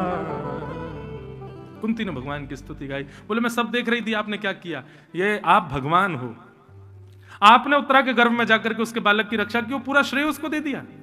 ठाकुर जी बोले बुआ धीरे बोलो, कोई सुन ना ले। बोले ठाकुर जी आप ऐसे क्यों हो? भगवान सिद्ध कर रहे हैं, बोले नहीं मैंने कोई रक्षा नहीं की। भगवान उसको कहते हैं जो सबके भीतर बाहर सब जगह रहता है, मैं सब जगह दिखाई तो देता नहीं हूं बुआ। यदि आप मुझे परमात्मा कह रही हो तो मैं द्वारिका जा रहा हूं, इससे आपको पीड़ा नहीं होनी चाहिए, जाने दीजिए। भगवान तो सर्वत्र विद्यमान है, यदि मैं सब जगह हूं तो दिखता क्यों नहीं हूं? ठाकुर जी ने प्रश्न किया। उत्तरा उत्तर देते हुए कहती है मैं बताऊं आप क्यों नहीं दिखते? बोले बताओ। बोले माया जवनिका छन्न आज्ञा दोक्षजम अव्ययम न लक्ष्यसे मूढदृशा नटो नाट्य धरो यथा। बोले जिस प्रकार कठपुतली दिखती है उसको नचाने वाला नहीं दिखता। क्यों? बीच में एक पर्दा पड़ा होता है, यदि उस पर्दे को सदगुरु आकर के हटा दे तो सब भेद खुल जाए कि कठपुतली नाच रही है, हाथ ऊपर कर रही है, गिर रही है, रो रही है, लेकिन कराने वाला तो पीछे बैठा है। ठीक उसी प्रकार भगवान, ये पूरा संसार चल रहा है, सब कठपुतली हैं और सबकी डोर आपके हाथों से बंधी है। आप इसलिए नहीं दिख रहे क्योंकि माया का पर्दा बीच में पड़ा है। यदि सदगुरु जीवन में आ जाए और उस माया के पर्दे को हटा दे तो सब दिख जाएगा। बोले भैया इनकी कोई सामर्थ्य नहीं है, सब कराने वाले ठाकुर जी हैं, सब ठाकुर जी कराते हैं, इसलिए आप नहीं दिखते क्योंकि माया है बीच में। भगवान इस माया को सदगुरु दूर कर सकते हैं, वे गुरु ही कृपा करके इसको निकाल सकते हैं, हटा सकते हैं। आप तो सर्वत्र विद्यमान हो भगवान। इस प्रकार कुंती ने स्तुति गाई और अंत में कहा भगवान कुछ मांगना चाहती हूं, मुझे दे दीजिए। भगवान बोले मांगो, क्या चाहिए? कि विपद संतु न सस्वत तत्र तत्र जगद्गुरु भवतो दर्शनम यत्स्यात् अपुनर्भव दर्शनम। भगवान आप यदि मुझे कुछ देना चाहते हैं तो एक ही वरदान दे दीजिए कि मेरे जीवन में इतनी विपत्ति आ जाए, इतनी विपत्ति आ जाए, संसार में जितने दुख दारिद्र विपत्तियां हैं सब मेरे जीवन में आ जाएं। भगवान बोले बुआ ऐसा क्यों कह रही हो? विपत्ति क्यों चाहिए आपको? दुनिया के लोग सुख संपत्ति मांगते हैं, आप विपत्ति मांग रही हो। तब कुंती कहती है भगवान सुख संपत्ति आती है तो आप विस्मृत हो जाते हो, आपकी याद ज्यादा नहीं आती, लेकिन जब विपत्ति जीवन में आती है तो आंसू आते हैं, आपकी बहुत याद आती है, बार बार आपका स्मरण होता है। भगवान कृपा करो, इसलिए मुझे विपत्ति चाहिए क्योंकि विपत्ति में आपकी याद बहुत आती है। भगवान आप कृपा करो, मुझे विपत्ति दे दो भगवान। बंधुओं सामर्थ्य नहीं है किसी व्यक्ति की राधा रमण जी से जाकर के विपत्ति मांगे, ये तो केवल और केवल कुंती की सामर्थ्य है। पता है आपको भक्ति कैसी होनी चाहिए, समर्पण कैसा होना चाहिए? ये पटका हमने पहना है, इसकी अपनी कोई इच्छा नहीं है। इसको चाहे तो गले में पहन लें, इसको चाहे तो कमर से बांध लें, इसको चाहे तो सिर पर पहन लें, इसको चाहे तो पैरों से रगड़ दें, इसको चाहे तो किसी और को पहना दें। ऐसा वैष्णव भक्त को होना चाहिए। ठाकुर जी जैसे चाहें वैसे हमारा जीवन निर्माण कर दें, हमारी कोई इच्छा ना रहे। आपके भीतर अभी भी कोई इच्छा है, ठाकुर जी से आप प्रस्तुत कर रहे हो कि नाथ ऐसा ऐसा हो, तो निश्चित है अब भी वैष्णव नहीं हो। वैष्णव तो अधीन होता है, पराधीन होता है ठाकुर जी के। आपको जिसमें रुचि लगे नाथ वैसा करो। जहां ले चलोगे वहीं मैं चलूंगा, जहाँ ले चलोगे वहीं मैं चलूँगा, जहां ले चलोगे वहीं मैं चलूंगा, जहाँ ले चलोगे वहीं मैं चलूँगा। ओ जहां नाथ रख दोगे, जहाँ नाथ रख दोगे, जहां नाथ रख दोगे, जहाँ नाथ रख दोगे, ओ वहीं मैं चलूंगा, जहां ले चलोगे वहीं मैं चलूंगा। जहाँ ले चलोगे पूरे विश्वास के साथ गाओ, वहीं मैं चलूँगा। करताल बजाते हुए गाओ, राधा रमण लाल की।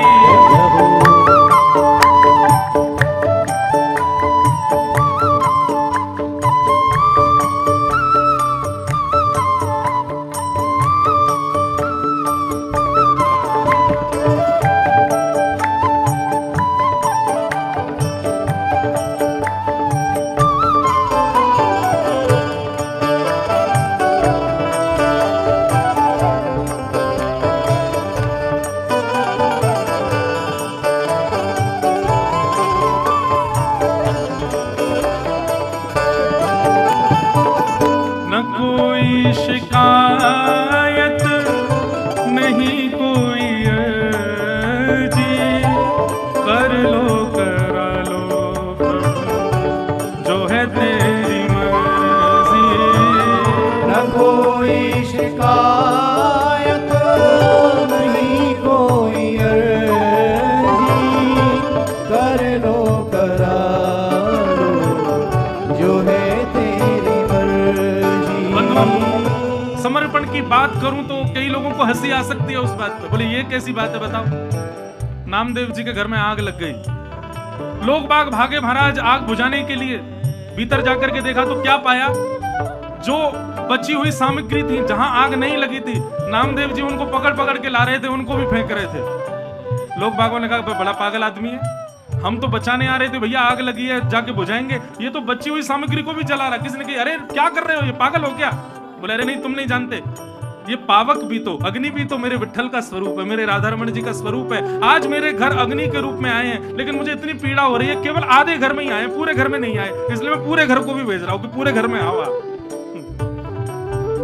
और जैसे ये बात कही महाराज, अग्नि शांत हो गई, श्री पंडरीनाथ भगवान प्रकट हो गए, हृदय से लगा लिया। बंधुओं स्थिति सबके जीवन में आती है, पर उस स्थिति में आप नकारात्मक बन गए तो वो स्थिति नकारात्मक ही बन जाएगी। उस स्थिति को भी भगवत प्रसाद मान करके स्वीकार कर लिया तो प्रसाद कल्याणकारी ही होता है। वो कैसी भी स्थिति हो आपका कल्याण करेगी। न कोई शिकायत नहीं कोई अर्जी, कर लो करा लो प्रभु जो है तेरी मर्जी।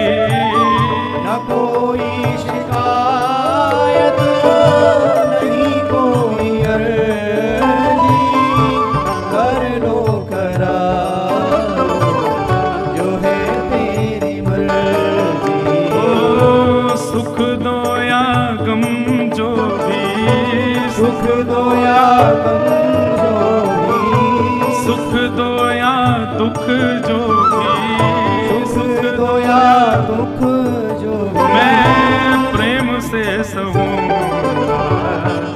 जहां ले चलोगे वहीं मैं चलूंगा, जहाँ ले चलोगे वहीं मैं चलूँगा। ओ जहां नाथ रख दोगे, जहाँ नाथ रख दोगे, जहां नाथ रख दोगे, जहाँ नाथ रख दोगे, मैं वहीं मैं रहूंगा। जहां ले चलोगे वहीं मैं चलूंगा, जहाँ ले चलोगे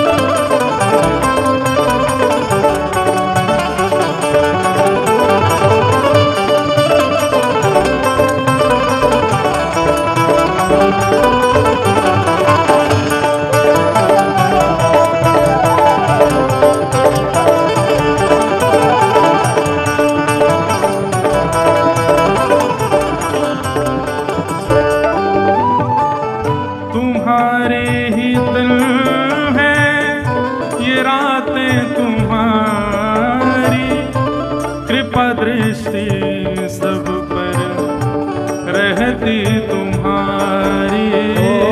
तुम्हारे ही दिन है ये रातें तुम्हारी, कृपा दृष्टि सब पर रहती तुम्हारी। ओ राधा रमण लाल मेरे, राधा रमण लाल मेरे, श्री राधा वल्लभ लाल मेरे, राधा वल्लभ लाल मेरे। मैं तेरा ही रहूं जहाँ ले चलो वहीं मैं चलूं। जाने चलोगे वहीं चलूंगा। ओ जहाँ नाथ रख दोगे, जहाँ नाथ रख दोगे ओ वहीं मैं रहूंगा। जहाँ ले चलो वहीं मैं चलूंगा। जाने चलोगे वहीं मैं चलूंगा। जहाँ ले चलोगे वहीं मैं चलूंगा। जाने चलोगे वहीं श्री राधा रमण लाल की।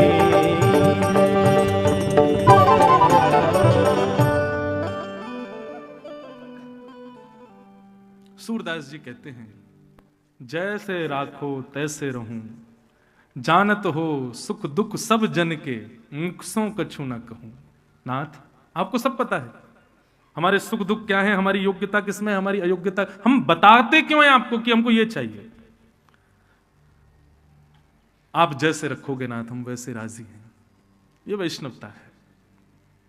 कुंती ने भगवान की स्तुति गाई, भगवान ने कुंती पर कृपा की और ठाकुर जी आगे द्वारिका को प्रस्थान करने लगे तो युधिष्ठिर जी रुदन करने लगे। युधिष्ठिर जी के रुदन को देख करके भगवान फिर रुक गए, बोले अब तुम क्यों रो रहे हो। युधिष्ठिर बोले, बालद्विज सुहन मित्र पृत भातृ गुरुद्वह नमिष्या निर्यान मोक्षा यापी वर्षा युता युतई। मैंने कितने बालकों को अनाथ कर दिया, कितनी माताओं को विधवा कर, मतलब एक तो होता है कि गलती करने से पहले सोचना कि मैं गलत तो नहीं कर रहा, और एक होता है गलती पूरी हो गई अब रो रहे हैं कि हमने गलत कर दिया। दोनों में कौन श्रेष्ठ है। गलती करने से पहले थोड़ा संभले कि कहीं मैं गलत तो नहीं कर रहा, जो अर्जुन को हुआ था। महाभारत युद्ध से पहले ही घबरा गया, भगवान के आगे बैठ गया, बोले प्रभु बताओ मैं क्या करूं। भगवान ने गीता का ज्ञान दिया और अर्जुन ने फिर युद्ध किया। पर युधिष्ठिर की स्थिति में तो उल्टा है, अब सब हो चुका, अब रोने से क्या फायदा। कहा होत पछताए जब चिड़िया चुग गई खेत, अब क्या करोगे। पर भैया ऐसी स्थिति में जब फंस जाओ, भगवान बोले अब तुमको दोबारा गीता नहीं सुनाऊंगा मैं, अब मैं चुप रहूंगा, मेरा वैष्णव भक्त बोलेगा। मतलब कोई आप क्रिया करने से पहले घबराहट हो तो ठाकुर जी के आश्रय में जाओ, ठाकुर जी आपको बताएंगे क्या करना है। पर क्रिया बिगड़ गई, अब ठाकुर जी के पास जाओगे तो लाठी पड़ेगी, अब किसके पास जाओ, अब तो किसी भक्त के पास जाओ, अब तो किसी वैष्णव संत के चरणाश्रित हो जाओ। वो अनुग्रह यदि कर दें, वो कृपा यदि कर दें तो बात बन सकती है। बहुत बड़ी बात है, इसको नोट कर लीजिएगा। अब संत के पास जाओ कि भगवान मुझसे अपराध हो गया है, मुझे ऐसा लगता है मैंने जो किया वो ठीक नहीं, अब मैं क्या करूं। इस स्थिति में जब युधिष्ठिर आए तब भगवान युधिष्ठिर को लेकर के भीष्म पितामह के पास गए। बाणों की सैया पर लेटे हैं भीष्म पितामह, रोम रोम में बाण लगाए भीष्म पितामह के, और ऐसी स्थिति में भगवान समस्त पांडवों को लेकर के भीष्म पितामह के पास गए। बंधु, मैंने बहुत विस्तार से भीष्म स्तुति बहुत बार कही है, अनेक बार उसका प्रवचन खूब विस्तार से किया है, आज उतना विस्तार नहीं करूंगा। पर भीष्म स्तुति से एक भाव सीखते हैं हम लोग, वो बात कहकर के मैं आगे चलूं। भीष्म पितामह, उनको इच्छा मृत्यु का वरदान था। पिता ने, आप लोगों ने कभी महाभारत टीवी पे भी देखी हो तो भी आपको पता होगा कि उनके पिता शंतनु ने उनको इच्छा मृत्यु का वरदान दिया था। परंतु भीष्म पितामह ने इच्छा मृत्यु में कोई सांसारिक भाव ना रख के एक ही भाव रखा था, बोले मेरे प्राण कब निकले, जब द्वारिकाधीश मेरे सामने हो। ऐसी इच्छा मृत्यु उन्होंने जाहिर की। विश्वास मानिए, हम लोगों को, आप लोगों को यदि ये वरदान मिल जाए कि चलो तुम्हारी इच्छा मृत्यु, जब तुम चाहो जैसे चाहो तुम्हारे प्राण निकलेंगे, तो हम लोगों की निश्चित है इच्छा बड़ी विचित्र होगी। हम लोग कोई सांसारिक भाव सोच के ही मरना चाहते हैं। पर भैया हमारी एक बात मानिए, मुझे ऐसा लगता है कि इच्छा मृत्यु का वरदान मुझे भी मिला है, आपको भी मिला है, हम सबको मिला हुआ है, पर हमने कभी इच्छा करी नहीं मृत्यु की। हमने कभी सोचा ही नहीं मरना कैसे। बहुत ध्यान से सुनिएगा, अगर बात अनुचित लगे तो आपका भाव प्रणाम है, पर यह अनुचित नहीं है, ये बात बिल्कुल उचित है। मैंने गुरुजनों से भी पूछा, उन्होंने भी मोहर लगाई, नहीं ये बात बिल्कुल ठीक है कि इच्छा मृत्यु का वरदान सबको मिला है। हम सबके पास में इच्छा मृत्यु है, पर विडंबना यह कि हमने कभी इच्छा मृत्यु की नहीं, हमने सोचा ही नहीं कि हमको मृत्यु के। आप किसी भी व्यक्ति से, अब बच्चा जब 10th 12th पास करता है तो उसके रिश्तेदार पूछते हैं, घर वाले पूछते हैं फ्यूचर प्लानिंग क्या है, बताएगा उस कॉलेज में पढ़ना चाहता हूं, ब्याह का क्या ख्याल है, बोले हाँ ऐसे ऐसे गुण स्वभाव वाली लड़की मिल गई तो ब्याह कर लूंगा, और बोले फिर ऐसा है कि सेटल हो जाऊंगा, यूएस चला जाऊंगा, वहां पे बाल बच्चे होंगे, उनका भी परवरिश हो जाएगी, ऐसे कर लेंगे, वो भी कमाएगी, मैं भी, सारी फ्यूचर प्लानिंग बता देगा। लेकिन जो फ्यूचर प्लानिंग उसने बताई है अपनी, वो है जो वो प्रिडिक्ट कर रहा है, वो होगी कि नहीं ये उसके हाथ में नहीं है। बहुत ध्यान से सुनिएगा बात को। हम जो भी फ्यूचर प्लानिंग करते हैं वो प्रिडिक्शन होता है हमारा, वो वास्तविकता नहीं है, वो सत्य नहीं है। संभव हुआ, मेहनत करी, कर्म में बल हुआ तो ऐसा मैं कर पाऊंगा। लेकिन एक बात तो हम सबको पता है कि हमारी मृत्यु हो जानी है एक दिन, सबको पता है, वो हमको पता है, लेकिन उसके लिए हमने कभी कोई इच्छा जाहिर की नहीं, प्रकट ही नहीं की। कैसी होनी चाहिए? आज वृंदावन में बैठे हो आप लोग, वर्ष का अंतिम दिन चल रहा है, 2-3 दिन और बचे, अब इच्छा मृत्यु रखो।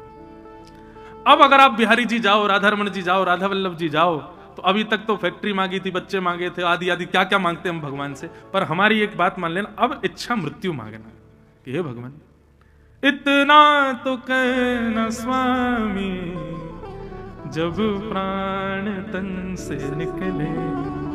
नाथ हमें और कुछ नहीं चाहिए आपसे। हमारे जीवन में सुख दुख जो भी आएंगे सब हमारे कर्म बल है। हमारे जीवन में कुछ भी अप्स एंड डाउन्स आएंगे सब सह लेंगे हम। बस आप हमको एक चीज का वरदान दे दीजिए कि हमारे प्राण जब भी निकले तो ऐसे निकले। बाकी सब हम झेल लेंगे, बाकी सब हम सह लेंगे, बस आप इतनी कृपा कर देना हे बिहारी जी, जब मेरे प्राण निकलने वाले हो ना तो ऐसी कुछ योजना बनाना कि मेरे मित्र या परिवार के लोग वृंदावन आने के लिए मुझसे पूछें और मैं उनके संग आ जाऊं, वृंदावन आऊं, वृंदावन की परिक्रमा लगाऊं, यमुना जल को प्रणाम करूं, रज को माथे से लगाऊं, ब्रजवासियों के घर की मधुकरी पाऊं, राधा रमन, राधा वल्लभ, बांके बिहारी, मदन मोहन, दामोदर, सबके दर्शन करूं। और दर्शन करने के पश्चात भगवान कहीं मधुर नाम संकीर्तन चल रहा हो, कथा चल रही हो, कथा जाकर के सुनूं, फिर नाम संकीर्तन मधुर चल रहा हो, वहां बैठ करके मैं संकीर्तन करूं। संकीर्तन के बाद सब लोग चले जाएं, मैं एकांत में बैठा हूं, मेरी चित्त वृत्ति सब में श्री राधा रमन विराज रहे हों, मेरे स्थिति में किसी और का ख्याल नहीं, केवल आप ख्याल में हो, तन वृंदावन में हो, स्थिति में आप हो, और बस नाथ बस यही स्मरण करते करते ब्रज रज माथे से लगी हो, चंदन से पूरा मुख लीपा हुआ हो, इत्र की सुगंधी गले में बांके बिहारी की माला हो, बस उसी समय प्राण निकल जाए नाथ, ऐसी कृपा कर दो। बस और कुछ नहीं चाहिए भगवान हमें, बाकी सब योग्यताएं अयोग्यताएं सब स्वीकार कर लेंगे हम नाथ, पर आप केवल इतना अनुग्रह कर दो कि इस शरीर से हम जो कुछ भी करें सब कुछ क्षमा कर देना। जब अलविदा कहें इस संसार से तो आपके चरणों में बैठ करके करें भगवान, इस जीवन का अंत आपके स्मरण में हो। बाकी तो हम संसारी हैं, सारे संसारी, संसार भरा हमारे भीतर, हम 24 घंटे इन्हीं अवगुणों में लगे रहेंगे। पर भगवान आप बस इतना याद रखना कि इसके प्राण जब निकले तब ये वृंदावन आ जाए, तब या फिर वृंदावन इसके चित्त में आ जाए। पीतांबरी कसी हो, मुखड़े पे एक हंसी हो, छवि मन में ये बसी हो, जब प्राण तन से निकले। श्री गंगा जी का तट हो, यमुना का वंशीवट हो, और राधा रमण निकट हो, जब प्राण तन से निकले उस समय जल्दी आना, नानाथ भूल जाना, प्यारी श्यामा जू को साथ लाना, जब प्राण तन से निकले। बंधु, और कोई अभिलाषा मत रखो ठाकुर जी से। संसार में जो कुछ भी मिलेगा सब सह लेंगे नाथ, बस आप हमारे अंतिम क्षण को हमारे अपने चरणों में दे देना। आप विश्वास मानिए बंधुओं, और तो मैं बालक ही हूं, ज्यादा कुछ तो बड़ी बड़ी बात नहीं करूंगा, पर मुझे ऐसा लगता है कि इस व्यासपीठ की इतनी योग्यता तो है, योग्यता तो बहुत है, पर व्यासपीठ पर बैठा एक बालक ही है ना, मैं तो अयोग्य ही हूं, पर हां इतनी योग्यता इस व्यासपीठ पर बैठ के मुझे भी मिल जाएगी कि ये अंतिम सत्य आप सब यदि अभी प्रेडिक्ट कर लोगे तो निश्चित पूर्ण होगा। आप अभी अगर विश्वास कर लो कि नाथ ऐसे प्राण निकले, तो मेरी जिम्मेवारी, मैं अपनी जिम्मेवारी पर कह रहा हूं, ठाकुर जी इसको पूर्ण करेंगे। अंतिम क्षण में ठाकुर जी के श्री चरणों में प्राण और उनकी स्मृति में प्राण निकले। और एक बात और, ये बताना नहीं, ढिंडोरा नहीं पीट, ब्रॉडकास्ट मैसेज मत डाल देना व्हाट्सएप पे, मैंने ये इच्छा मृत्यु करी है, मेरी ये इच्छा मृत्यु है। अच्छा एक और बात है, आपने इच्छा मृत्यु रखी कि चलो हम वृंदावन आएंगे, और उसी समय अब जब भी वृंदावन की बात हो तो डर मत जाना, कहीं अब की बार कहीं ऐसा नहीं हो कि निकल ही जाए। अरे भाई प्रसन्न हो जाओ आनंद के साथ में। बंधुओं देखो, मृत्यु ना रह जाए, मृत्यु हमारे प्रियतम का बुलावा हो जाए। मृत्यु नहीं है, हमारे श्याम सुंदर का बुलावा है।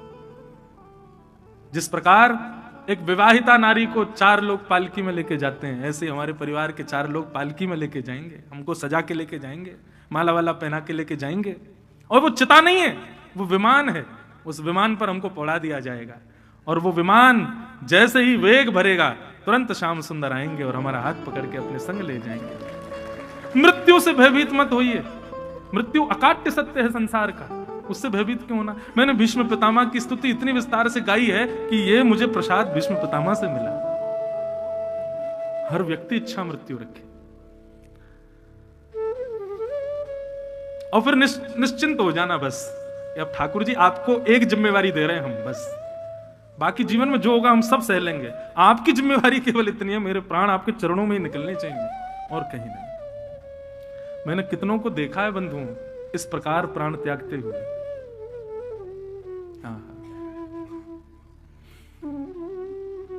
भीष्म पितामह ने बाणों की सैया पर लेटे, मृत्यु देवी सामने खड़ी है, बोले मैं आ जाऊं? भीष्म पितामह खबरदार, सामने खड़ी रहे, आना नहीं मेरे पास। बोले कब आऊं? बोले जब त्रिभंग लली श्याम सुंदर मेरे सामने आ जाएं, उनके कटाक्ष नेत्रों को मैं देख लूं, वो मधुर मुस्कुरा जाएं, उनसे 4 बातें मेरी हो जाएं, वो मेरे चित्त में रोम रोम में बस जाएं, बस उसी समय मेरे प्राण ले लेना।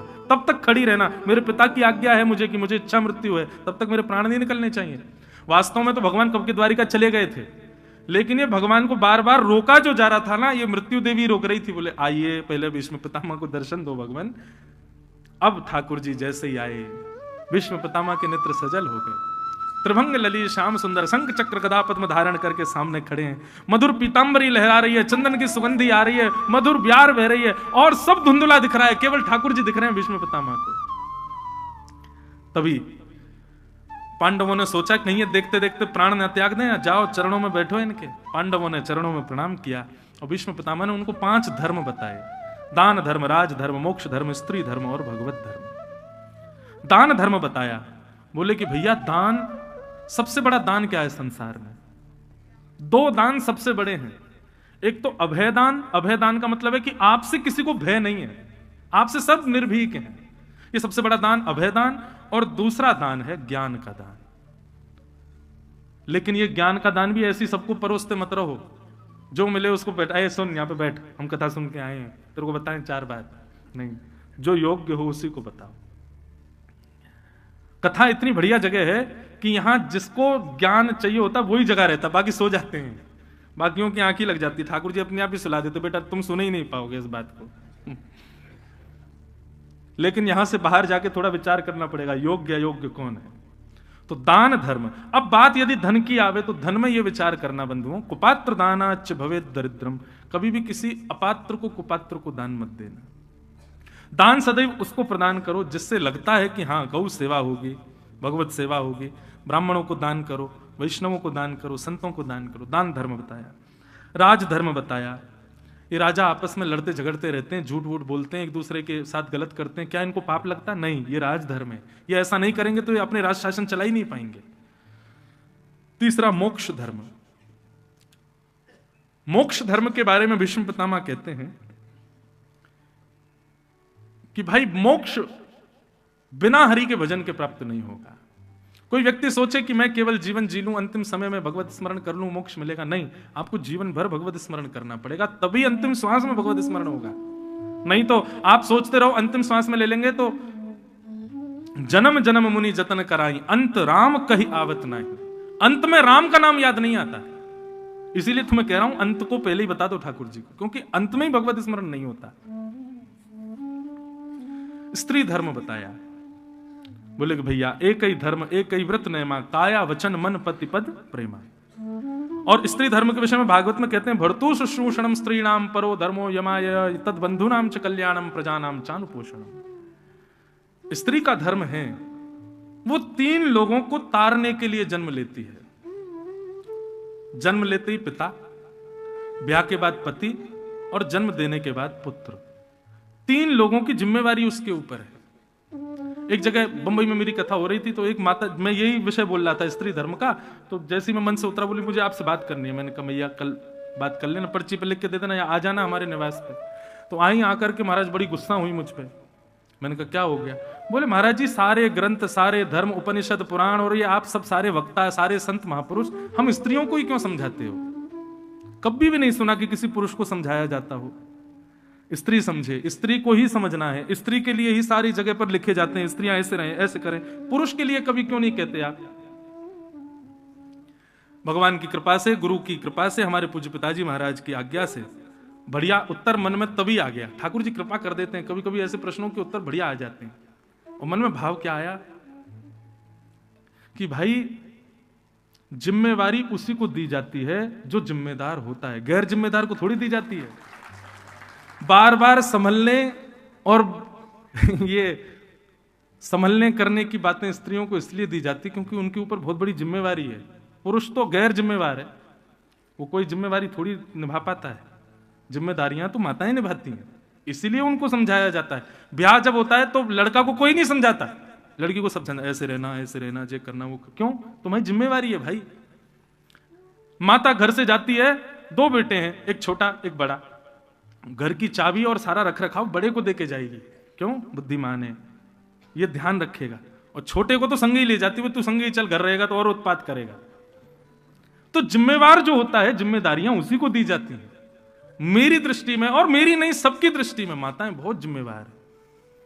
पूरी सृष्टि की जिम्मेदारी उनके हाथ में है। पति की जिम्मेदारी, पिता की जिम्मेदारी, पुत्र की जिम्मेदारी, सबकी जिम्मेदारी है। इसलिए ही तो जिम्मेवारियां बताई जाती हैं। और एक बात और कहें बंधुओं, माताएं, बहनें और जितनी भी बालिकाएं हैं, इस बात को वो समझ लें कि बहुत बड़ी जिम्मेदारी है उनके ऊपर। उनका स्वच्छंद होना 3 लोगों को बर्बाद कर देता है, क्योंकि वो कुछ नहीं कर पाएंगे तीनों। आप जिम्मेवार नहीं बनोगे तो आपकी जिम्मेवार होना बहुत जरूरी है। लोग इस बात पे वुमेन एम्पावरमेंट वाले मुझे घेर लेंगे, क्यों स्वच्छंद क्यों नहीं हो सकती माताएं? अरे स्वच्छंद रहो भैया, लेकिन अब वही बात है कि राजा का काम है सबको संभालना। लेकिन राजा सोचे नहीं, जितना भी पैसा आएगा मैं तो उससे ऐशो आराम करूंगा, मैं तो उससे रहूंगा, मैं तो ये करूंगा, मैं तो वो करूंगा, अपनी मनमर्जी से रहूंगा। तो ऐसे राजा को ज्यादा दिन टिकने नहीं देते लोग। राजाएं हैं माता, उनके ऊपर जिम्मेवारी है, उनको सब चीजों को समझ करके संभाल करके संजोना पड़ता है, निभाना पड़ता है। एक तपस्या का जीवन है एक स्त्री होना। पुरुष होना तपस्या नहीं है, स्त्री होना तपस्या है। और उसको तपस्विनी बन करके जो करे, निश्चित है कि वो 3 पीढ़ियों को कल्याण कर देती है। इसलिए भैया ये माताओं के रूप में जन्म लेना, स्त्री के रूप में जन्म लेना, बेटी होना, ये बहुत बड़ी तपस्या की बात है। आपको ठाकुर जी ने जिम्मेवार समझा है, इसलिए स्त्री बनाया है। उस जिम्मेवारी को समझो और उसका पालन करो। पुरुष तो कुछ नहीं, बेकार हैं सब, ऐसे ही कर रहे हैं सब काम, सब चीज की योग्यता। एक जगह मैं कहीं पढ़ रहा था आर्टिकल में, हार्ट अटैक से मरने वाले सबसे ज्यादा पुरुष होते हैं, माताएं नहीं। क्यों? गाड़ी खरीद के लाए और गाड़ी खड़ी रहे, चलाओ नहीं तो इंजन जाम हो जाएगा, लेकिन गाड़ी को चलाते रहोगे तो इंजन बचा रहेगा। हार्ट हम सबको दिया भगवान ने, पुरुष चलाते ही नहीं तो इसलिए जाम हो जाता है, अटैक पड़ जाता है उसमें। माताएं तो उसी को चलाती रहती, उसी के प्रति रहती हैं, इसलिए उनको हार्ट अटैक कम पड़ता है। इसलिए भैया बार बार माताओं को समझाने की बात आवे तो समझ जाना आप जिम्मेवार हो, इसलिए समझाया जा रहा है। आप मॉनिटर हो क्लास की, इसलिए टीचर आपको जिम्मेवारी दे रहा है कि सबको साइलेंस करके रखो, पूरा कोऑर्डिनेट करके रखो। तो भर्तु शुश्रूषणं स्त्रीणां परो धर्मो यमायया तद्बन्धूनां च कल्याणं प्रजानां चानुपोषणम्। भर्तु शुश्रूषणं स्त्रीणां परो धर्मो यमायया। बोले धर्म का निर्वहन पुरुष करता है, स्त्री परम धर्म का निर्वहन करती है। क्यों? बोले केवल पति से ब्याह नहीं होता, उसका तो पूरे समाज, पूरे परिवार को ध्यान रखना उसकी जिम्मेवारी है, उसको करना पड़ेगा। स्त्री धर्म बताते हुए फिर अंत में भागवत धर्म बताया। बोले भागवत धर्म क्या है? कायेन वाचा मनसेन्द्रियैर्वा बुद्ध्यात्मना भानुषित स्वभावा करोमि यत् यत् सकलं परस्मै नारायणायेति समर्पयेत। जो भी श्रेष्ठ कर्म अपने तन से, बुद्धि से, मन से, वाणी से, हाथ से, पैर से कुछ भी श्रेष्ठ करो, सबकी योग्यता ठाकुर जी को प्रदान करो। नाथ मेरा बल नहीं है, सब आपका बल है। जानकी नाथ सहाय करें जब, फिर गाओ, बहुत सुंदर पंक्ति। जानकी नाथ सहाय करे जब, कौन बिगाड़ करे नर तेरो। जानकी नाथ सहाय करे जब, कौन बिगाड़ करे। तुलसीदास जी का भाव है। जाकी सहाय करे करुणा निधि, ताके जगत में भाग बड़े। जाकी सहाय करे करुणा निधि, ताके जगत में भाग बड़े। रघुवंशी संतन सुखदाई, संतन सुखदाई, तुलसीदास चरणन को छेरो। जानकी नाथ सहाय करे, कौन बिगाड़ करे नर तेरो। कौन बिगाड़ करे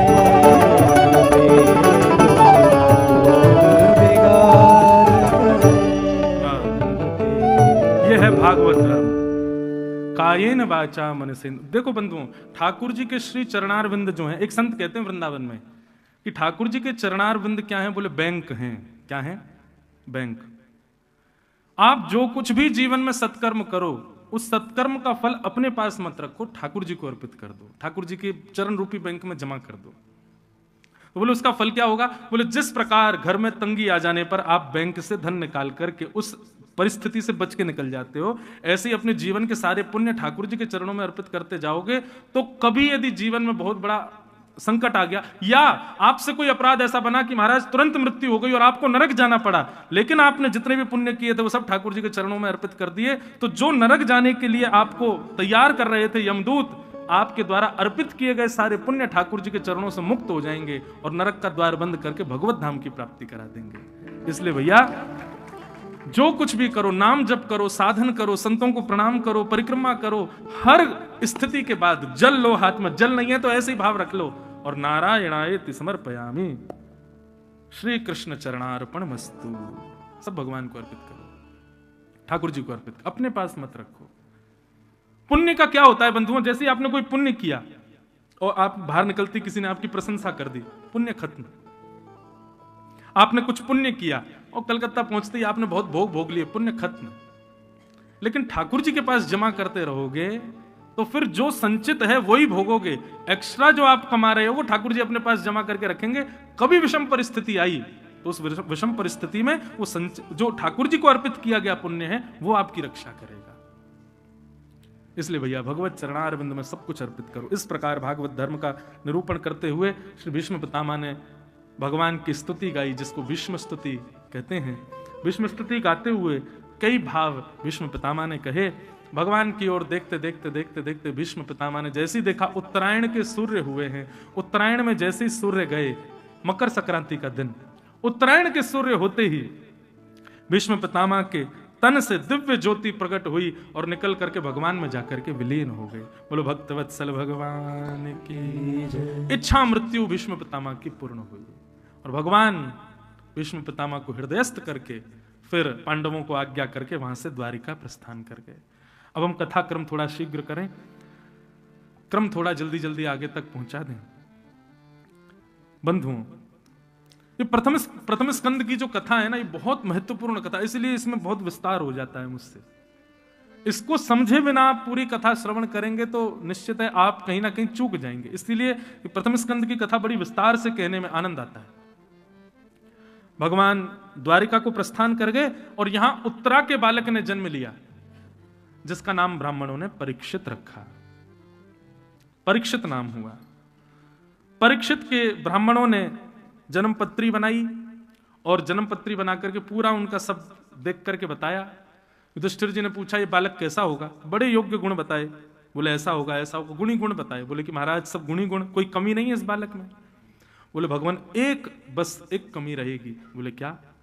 कि तक्षकादात्मनो मृत्युम द्विजपुत्रोपसर्जितात् प्रपत्स्यत उपश्रुत्य मुक्त संग पदम हरे। इस बालक से एक बार किसी ब्राह्मण का अपमान होगा और उस ब्राह्मण के अपमान के कारण श्रापित यह होगा और तक्षक सर्प के दंशन से इसकी मृत्यु होगी। यह सुनते ही युधिष्ठिर घबरा गए। बोले अरे अब क्या होगा? बोले लेकिन आप चिंता मत करो, प्रपत्स्यत उपश्रुत्य मुक्त संग पदम हरे। एक वैष्णव इसके जीवन में ऐसा आएगा जो सर्प दंशन से होने वाली मृत्यु को भी मुक्ति बना करके भगवत धाम की प्राप्ति करा देगा। क्योंकि बंधुओं, शास्त्र आज्ञा भी करते हो, बड़े जन भी कहते हैं, सर्प दंशन से मृत्यु होने वाले व्यक्ति को भगवत धाम की प्राप्ति नहीं होती। सर्प दंशन से मरने वाला या फिर किसी भी जीव के द्वारा मृत्यु को प्राप्त होने वाले व्यक्ति की मृत्यु को शुभ नहीं माना गया। अशुभ मृत्यु में कुछ मृत्यु आती है, उनमें एक मृत्यु का कारण किसी जीव हिंसा, किसी जीव के द्वारा अगर मृत्यु होती है तो उसको शुभ संकेतिक नहीं माना जाता।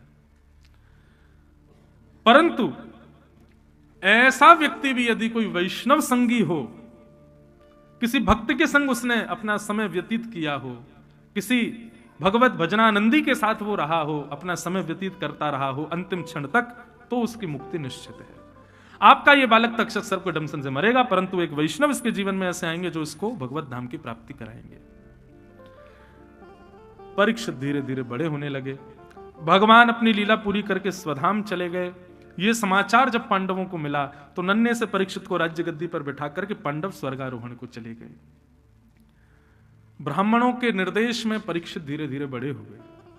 परीक्षित का राज शासन बहुत अच्छा था, सब कुछ बहुत बढ़िया चल रहा था। एक दिन परीक्षित जी महाराज भ्रमण करते हुए वन में गए और वन में जाकर के उन्होंने देखा कि एक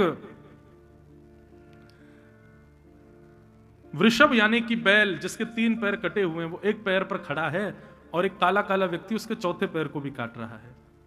परीक्षित ने जाकर के रोकना चाहा तो उसने अपना परिचय दिया कि भगवान मैं कलयुग हूं और ये वृषभ जो है ये धर्म है। धर्म के पैर काटना ये कलयुग का धर्म है, ये कलयुग का धर्म है। कलयुग आपको धर्म करने से रोकेगा।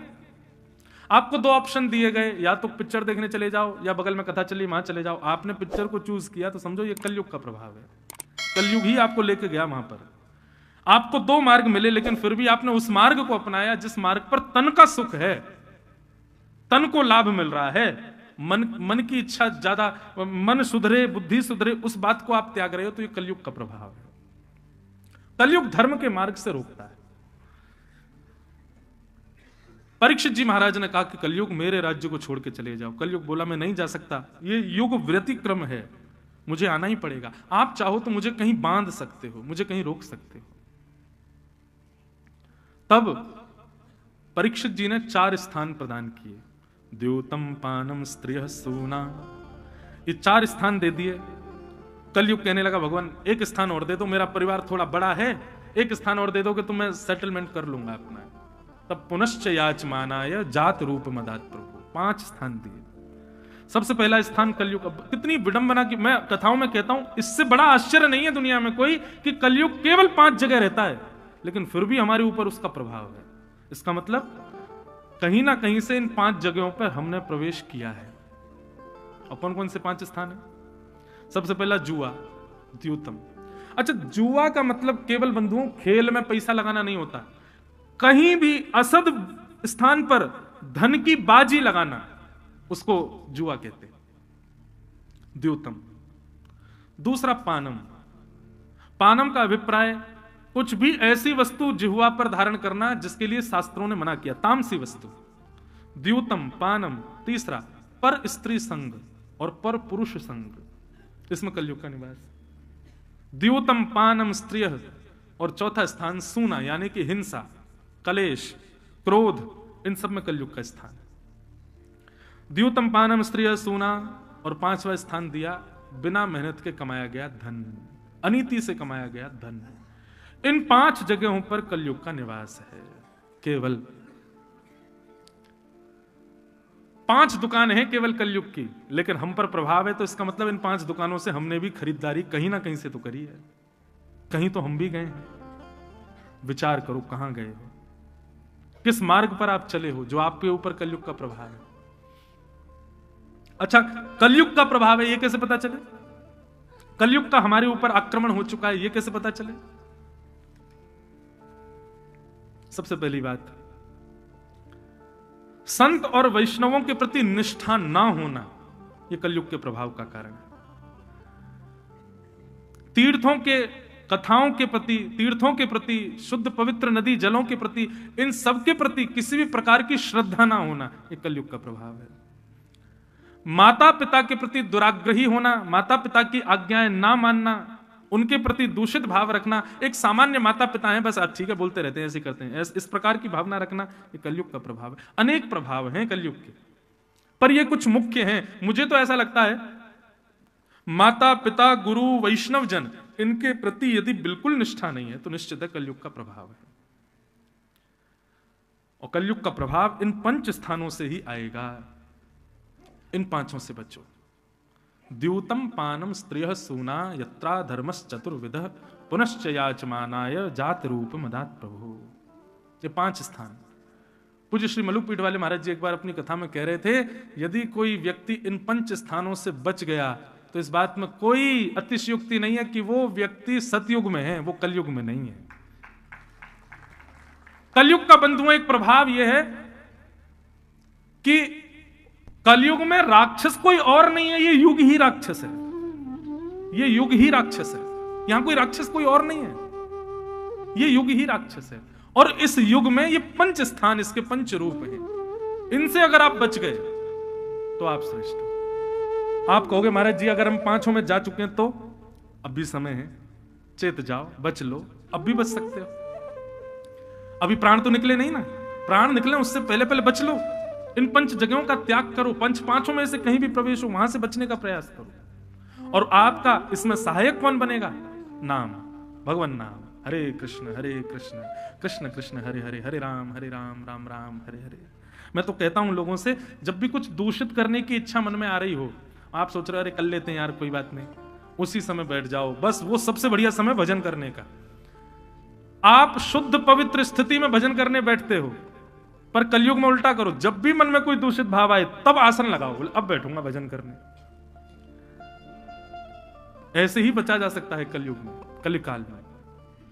तो इस प्रकार 5 स्थान कलयुग को प्रदान कर दिए राजा परीक्षित ने।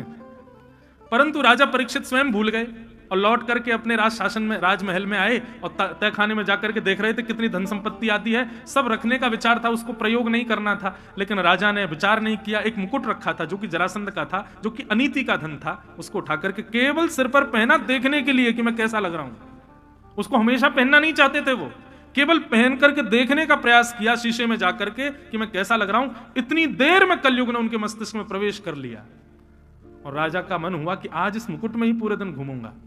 उस दिन राजा ने आज्ञा करी, चलो आखेट को वन में शिकार करने चलेंगे। सेना के लोग सुनकर के आश्चर्यचकित हो गए, बोले राजा शिकार खेलने जाएगा, ये कैसे हो सकता है। महामंत्री आदियों ने समझाने का प्रयास किया तो उनसे लड़ लिए, बोले मैं राजा हूं, तुम मुझे समझाओगे, मुझे आखेट को जाना है, चलो। यही कलयुग का प्रभाव है। जैसे ही चले वन की ओर, पूज्य नैयायिक गुरु जी पधारे। बोलो वृंदावन बिहारी लाल की।